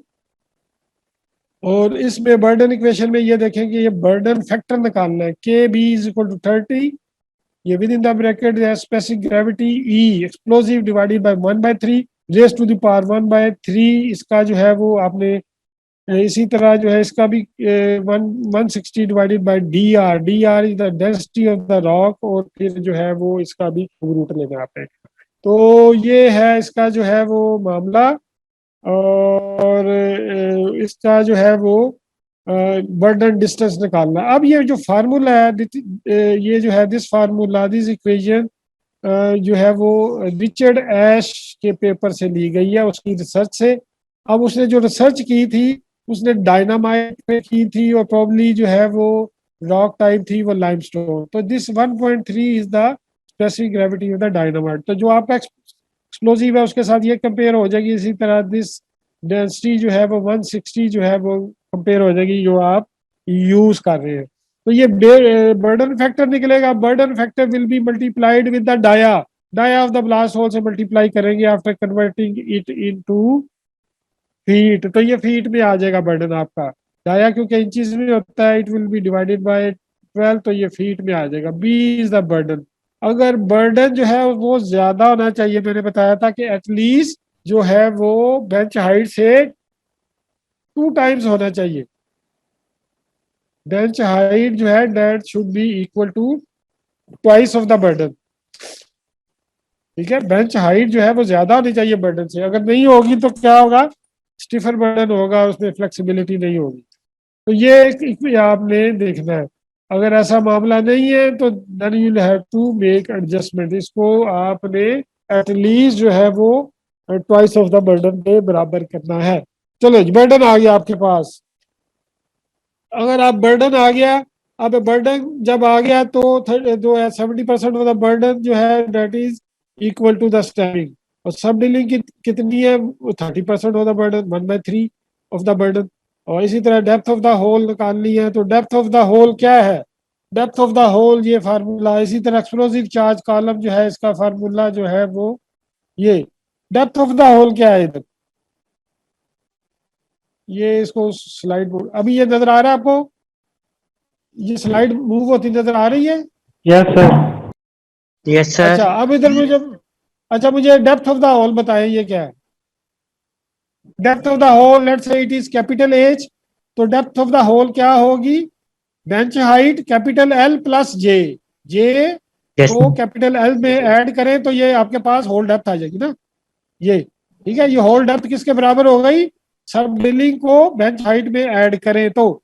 और explosive yes sir. PC explosive charge length ये किसके बराबर हो जाएगी, अगर ये पूरा कैपिटल एच है होल डेप्थ, तो होल डेप्थ में से एच में से टी माइनस कर दें, यानी कि पूरे होल डेप्थ में से टी माइनस कर दें, तो ये पीसी आपके पास आ जाएगा। तो ये देखें कि होल डेप्थ क्या है, बेंच हाइट प्लस सब डीलिंग, और एक्सप्लोजिव चार्ज लेंथ क्या है, होल डेप्थ माइनस स्टेमिंग। ठीक है, तो ये इस तरह ये इसके फार्मूले हैं, ये आपके पास डॉक्टर तारक खां के मैनुअल से मैंने लिए हैं, वहां से इसको कर। फिर वेट ऑफ द एक्सप्लोजिव आपने जो है कैलकुलेट करना है, तो लोडिंग डेंसिटी, चैप्टर नंबर 2 में हमने लोडिंग डेंसिटी पढ़ी थी, उसका फार्मूला आपको पता है कि लोडिंग डेंसिटी क्या होती है। हम्म? अगर किसी के पास मैनुअल है तो उसको खोले जरा, लोडिंग डेंसिटी को, चैप्टर नंबर खोला हुआ है मैनुअल किसी ने?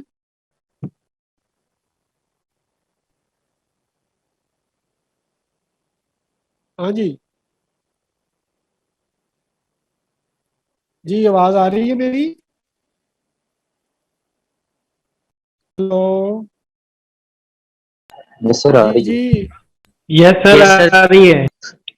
लोडिंग डेंसिटी ना, जो है वो जो है वो उसका फार्मूला जो है वो उसको कैलकुलेट करने के लिए चैप्टर नंबर 2 में लोडिंग डेंसिटी आप देख लीजिएगा, उसमें जो है वो कोफिशिएंट ऑफ कन्वर्जन है और डाया है प्लस डेंसिटी है, तीनों को आप इनकॉर्पोरेट करके लोडिंग डेंसिटी निकाल लेते हैं। तो लोडिंग डेंसिटी एक्सप्लोजिव की आ गई इनटू पीसी, ये जो जो है वो जो एक्सप्लोजिव लेंथ है वो आ जाएगी, तो पाउंड में एक्सप्लोजिव चार्ज आपके पास आ जाएगा। अगर दो एक्सप्लोजिव है यानी कि एनफो और हाई एक्सप्लोजिव भी यूज कर रहे हैं तो ए बी का साइन साथ आ जाएगा। चले, ये एक आपके पास आ गया, एक एक न्यूमेरिकल है, एक डिजाइन प्रॉब्लम है जो आपने सॉल्व करना है। अब इसमें जो है इसका सोल्यूशन जो है वो एनफो जो है वो हमने जो यूज कर रहे हैं वो बल्क लोडेड है और उसकी जो स्पेसिफिक ग्रेविटी है 0.90, बेंच हाइट 50 फीट है, rock density 165 pound per cubic feet है और होल्ड आया क्या है 6 इंच। तो सबसे पहले जो है you will calculate the burden factor calculate करेंगे। ये फैक्टर आपने तमाम वैल्यूज इसमें फीड कर दी। 0.9 इज द स्पेसिफिक ग्रेविटी, 1.3 जो है वो इक्वेशन में है, 160 again in the equation and 165 is the rock density in pound per cubic feet. जब इसको कैलकुलेट करेंगे you will come up with the burden factor 26.1। Burden factor will multiply with the hole dia divided by 12, it will convert it into feet, तो 13 feet will be your burden। 13 feet क्या आ गया, burden आ गया। ये समझ आ गई? Yes sir. अच्छा, ये आपके पास बर्डन आ गया। अब बर्डन जो है वो हमने कहा था कि जो है वो इट शुड बी जो बेंच हाइट है that should be equal to twice of the burden. तो बेंच हाइट क्या है? बेंच हाइट ज्यादा है ना जी, बर्डन जो है वो कम है। जी। इसको देखें कि जो बेंच हाइट वो आपकी क्या है, इसको देखें ये फैक्टर ये पूरा हो रहा है कि नहीं।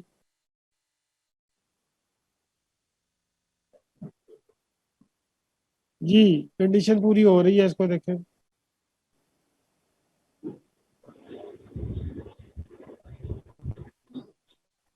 If not reduce the no. charge diameter or increase bench height।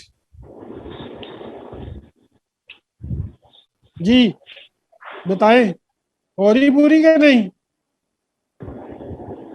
No भाई सर। पूरी हो रही है। बर्डन कितना है? 13 फीट है, डबल कर दोगे तो कितना हो जाएगा? 26 हो जाएगा। 26। यस 26। सर। हाँ, और बेंच हाइट कितनी है? बेंच हाइट कितनी है? बेंच हाइट ऊपर लिखी नहीं, 50 फीट, 50 तो ये 50। उससे ज्यादा है ना, रिक्वायरमेंट यस पूरी सर। हो रही है ना, यही तो मैं कह रहा हूँ। हाँ, तो ये रिक्वायरमेंट पूरी हो रही। Next is the stemming. Stemming is the 70% of the burden, यानी 2/3 ऑफ द बर्डन। 2/3 से मल्टीप्लाई कर देंगे तो 8.5 इज द स्टेमिंग लेंथ। सब डीलिंग जो है वो 30% ऑफ द बर्डन है, तो 1/3 से उसको कर देंगे तो 4.5 फीट। ठीक है। अब मुझे बताएं कि होल, इसमें बताएं कि होल डेप्थ जो है वो क्या हो जाएगी।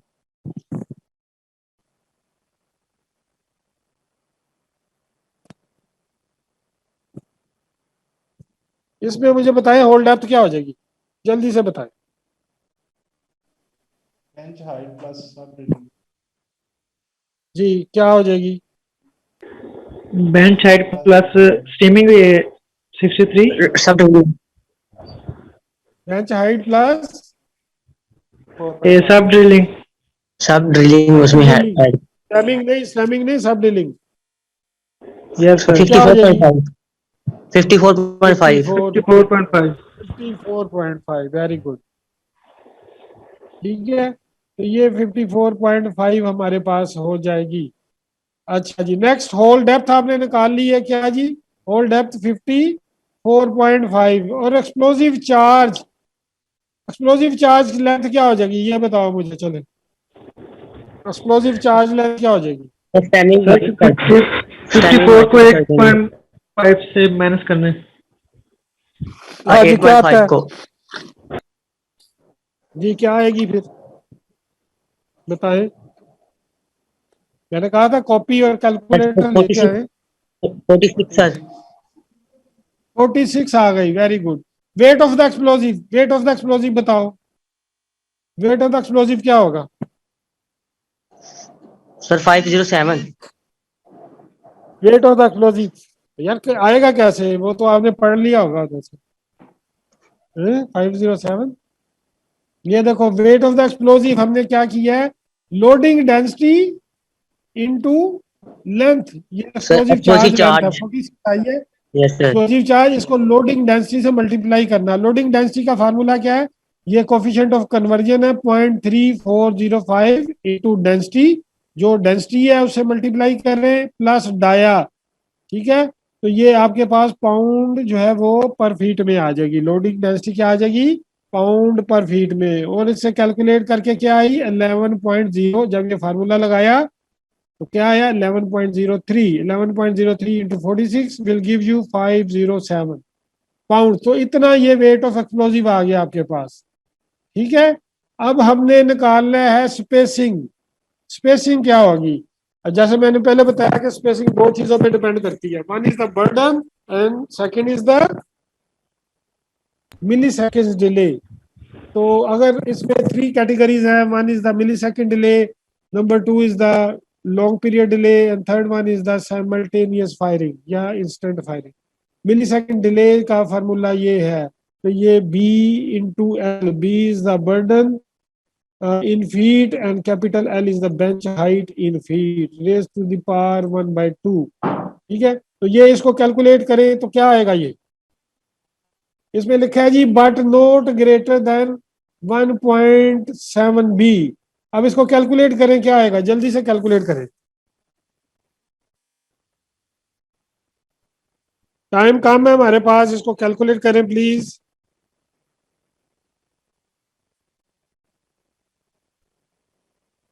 जी जी बोले।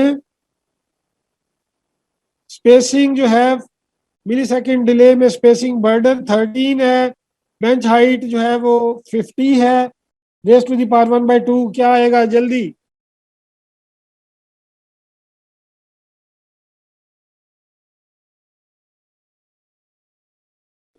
ट्वेंटी 5.49 20.49। ठीक है, 25.5 ले देते हैं।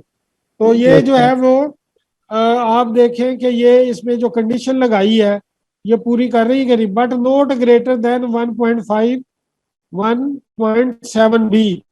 अब 1.7 बी देखो जरा, 1.7 को 13 से मल्टीप्लाई करो तो क्या आता है?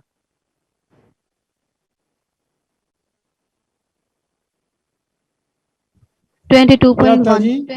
22.1 जी 22.1। तो हमने क्या कहा है? बट नोट ग्रेटर देन, तो हमारी वैल्यू आ रही है 25.5, तो हम क्या लेंगे? मैक्सिमम 22 लेंगे। तो हमने इसकी वैल्यू के ली 22। स्पेसिंग क्या आ गई? 22। इसमें ये आपके पास आ गई स्पेस 22 जो है वो यहाँ पे, ये इसकी मिली सेकेंड इसकी आ जाएगी। ठीक है, ये बात समझ फॉलो की है कि नहीं आपने? जो यहाँ यस पे जो सर। आंसर आएगा आपका स्पेसिंग का, it should not be greater than 1.7 B. 1.7 B 25 आ रहा है तो ज्यादा आ रहा है, और खाली जो 1.7 को 13 से मल्टीप्लाई करेंगे तो 22 is the maximum value you can take. So you will take 22 instead of 25। तो ये 22 आ जाएगा। लॉन्ग पीरियड डिलेज में फार्मूला आता है 1.5 इंटू बी, तो इसमें क्या आ जाएगा? 1.5 इंटू 13 ये सब मल्टीप्लाई करेंगे तो क्या आ जाएगा आपके पास?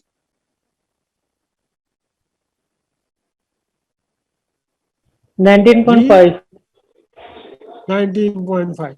अच्छा, इसमें जो है जो साइमल्टेनियस फायरिंग है, यानी कि in a single row all the holes they are going at the same time, इसको कहते हैं साइमल्टेनियस फायरिंग, या इसको इंटरस्टेनियस फायरिंग ये कहते हैं। तो इसमें जो स्पेसिंग होती है उसको आप याद रख लें कि ये जो है spacing is equal to twice of the burden, S is equal to 2b, तो ये इसमें 26 आ जाएगी। तो ये थ्री डिफरेंट है इसमें। लेट्स से इस पे कैलकुलेट करते हैं। अब इसमें मिली सेकेंड डिले में आपके पास स्पेसिंग क्या आ गई? इसमें जो है वो आपके पास आ गई स्पेसिंग, सॉरी कितनी आ गई इसमें? इसमें 22 फीट आ गई। स्पेसिंग कितनी आ गई?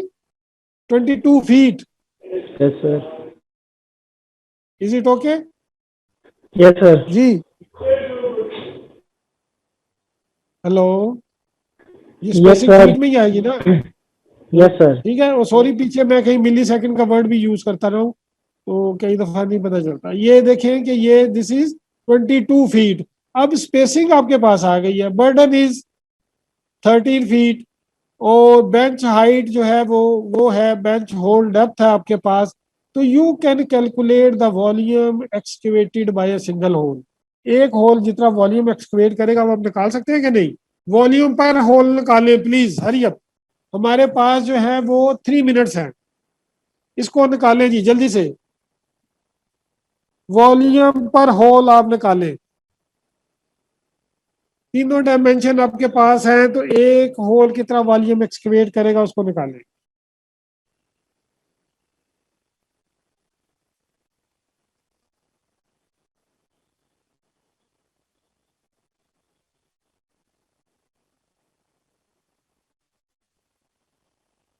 जी बेटा जल्दी करें यार, 3 डायमेंशंस को सिर्फ मल्टीप्लाई करना है, क्या हो गया? बोलो जी बेटा, बोले 14,300 जी, ऊंची बोले। 14,300 14,300। और किसी की वैल्यू आई है कोई? जी बोले, किसी ने किया कैलकुलेट? नहीं किया, चलो मर्जी आप। अच्छा ये है, इसमें आ गई इसकी 1433। क्या आगे यूनिट क्या आ जाएंगे? Cubic feet, feet cube. क्योंकि हाँ जी क्यूबिक फीट आ जाएंगे। 13 into 22, 13 into 22 plus sorry into क्या आएगा 50। ये 13 इंटू 22 इंटू 50। अच्छा लोग यहाँ पे गड़बड़ करते हैं, यहाँ पे बेंच हाइट लिखनी है, होल डेप्थ नहीं निकलनी। यहाँ पे 54.5 नहीं लिखना, ये आपने याद रखना है, क्योंकि एक्सकवेशन तो उतनी होगी ना जितनी बेंच हाइट है। तो वॉल्यूम जो है वो इतना एक्सकवेट होगा। अब ये वॉल्यूम आ गया क्यूबिक फीट, और इसको टन्स में चेंज करने के लिए क्या करेंगे आप? इसकी वॉल्यूमेट्रिक डेंसिटी से मल्टीप्लाई करेंगे। 165 क्यूबिक फीट जो है वो 165 पाउंड पर क्यूबिक फीट से मल्टीप्लाई करेंगे तो आपके पास पाउंड्स में आ जाएगा आंसर। पाउंड्स को टन्स में चेंज करने के लिए you will divide it with 2000, तो ये फाइनली आपके पास टन्स में 1180, ठीक है, 1180 ton for each blast hole, ये आपके पास ये आ जाएगा। अब नेक्स्ट आपने क्या करना है? पाउडर फैक्टर निकालना है। पाउंड्स ऑफ एक्सप्लोसिव, कितना एक्सप्लोसिव यूज हुआ था? 507 पाउंड्स ऑफ एक्सप्लोसिव। और टन ऑफ रॉक ब्लास्टेड, जितनी जो रॉक इन टन ब्लास्ट हुई है वो 1180 टन ऑफ रॉक। तो आपके पास पाउडर फैक्टर आ जाएगा 0.43 पाउंड पर टन। तो पाउडर फैक्टर क्या होता है? पाउंड्स ऑफ एक्सप्लोसिव जो है वो used for to blast 1 ton of rock. 1 ton of rock को ब्लास्ट करने के लिए कितना एक्सप्लोसिव चाहिए? तो ये इसको कहते हैं powder factor. It is 0.43 pound पर टन।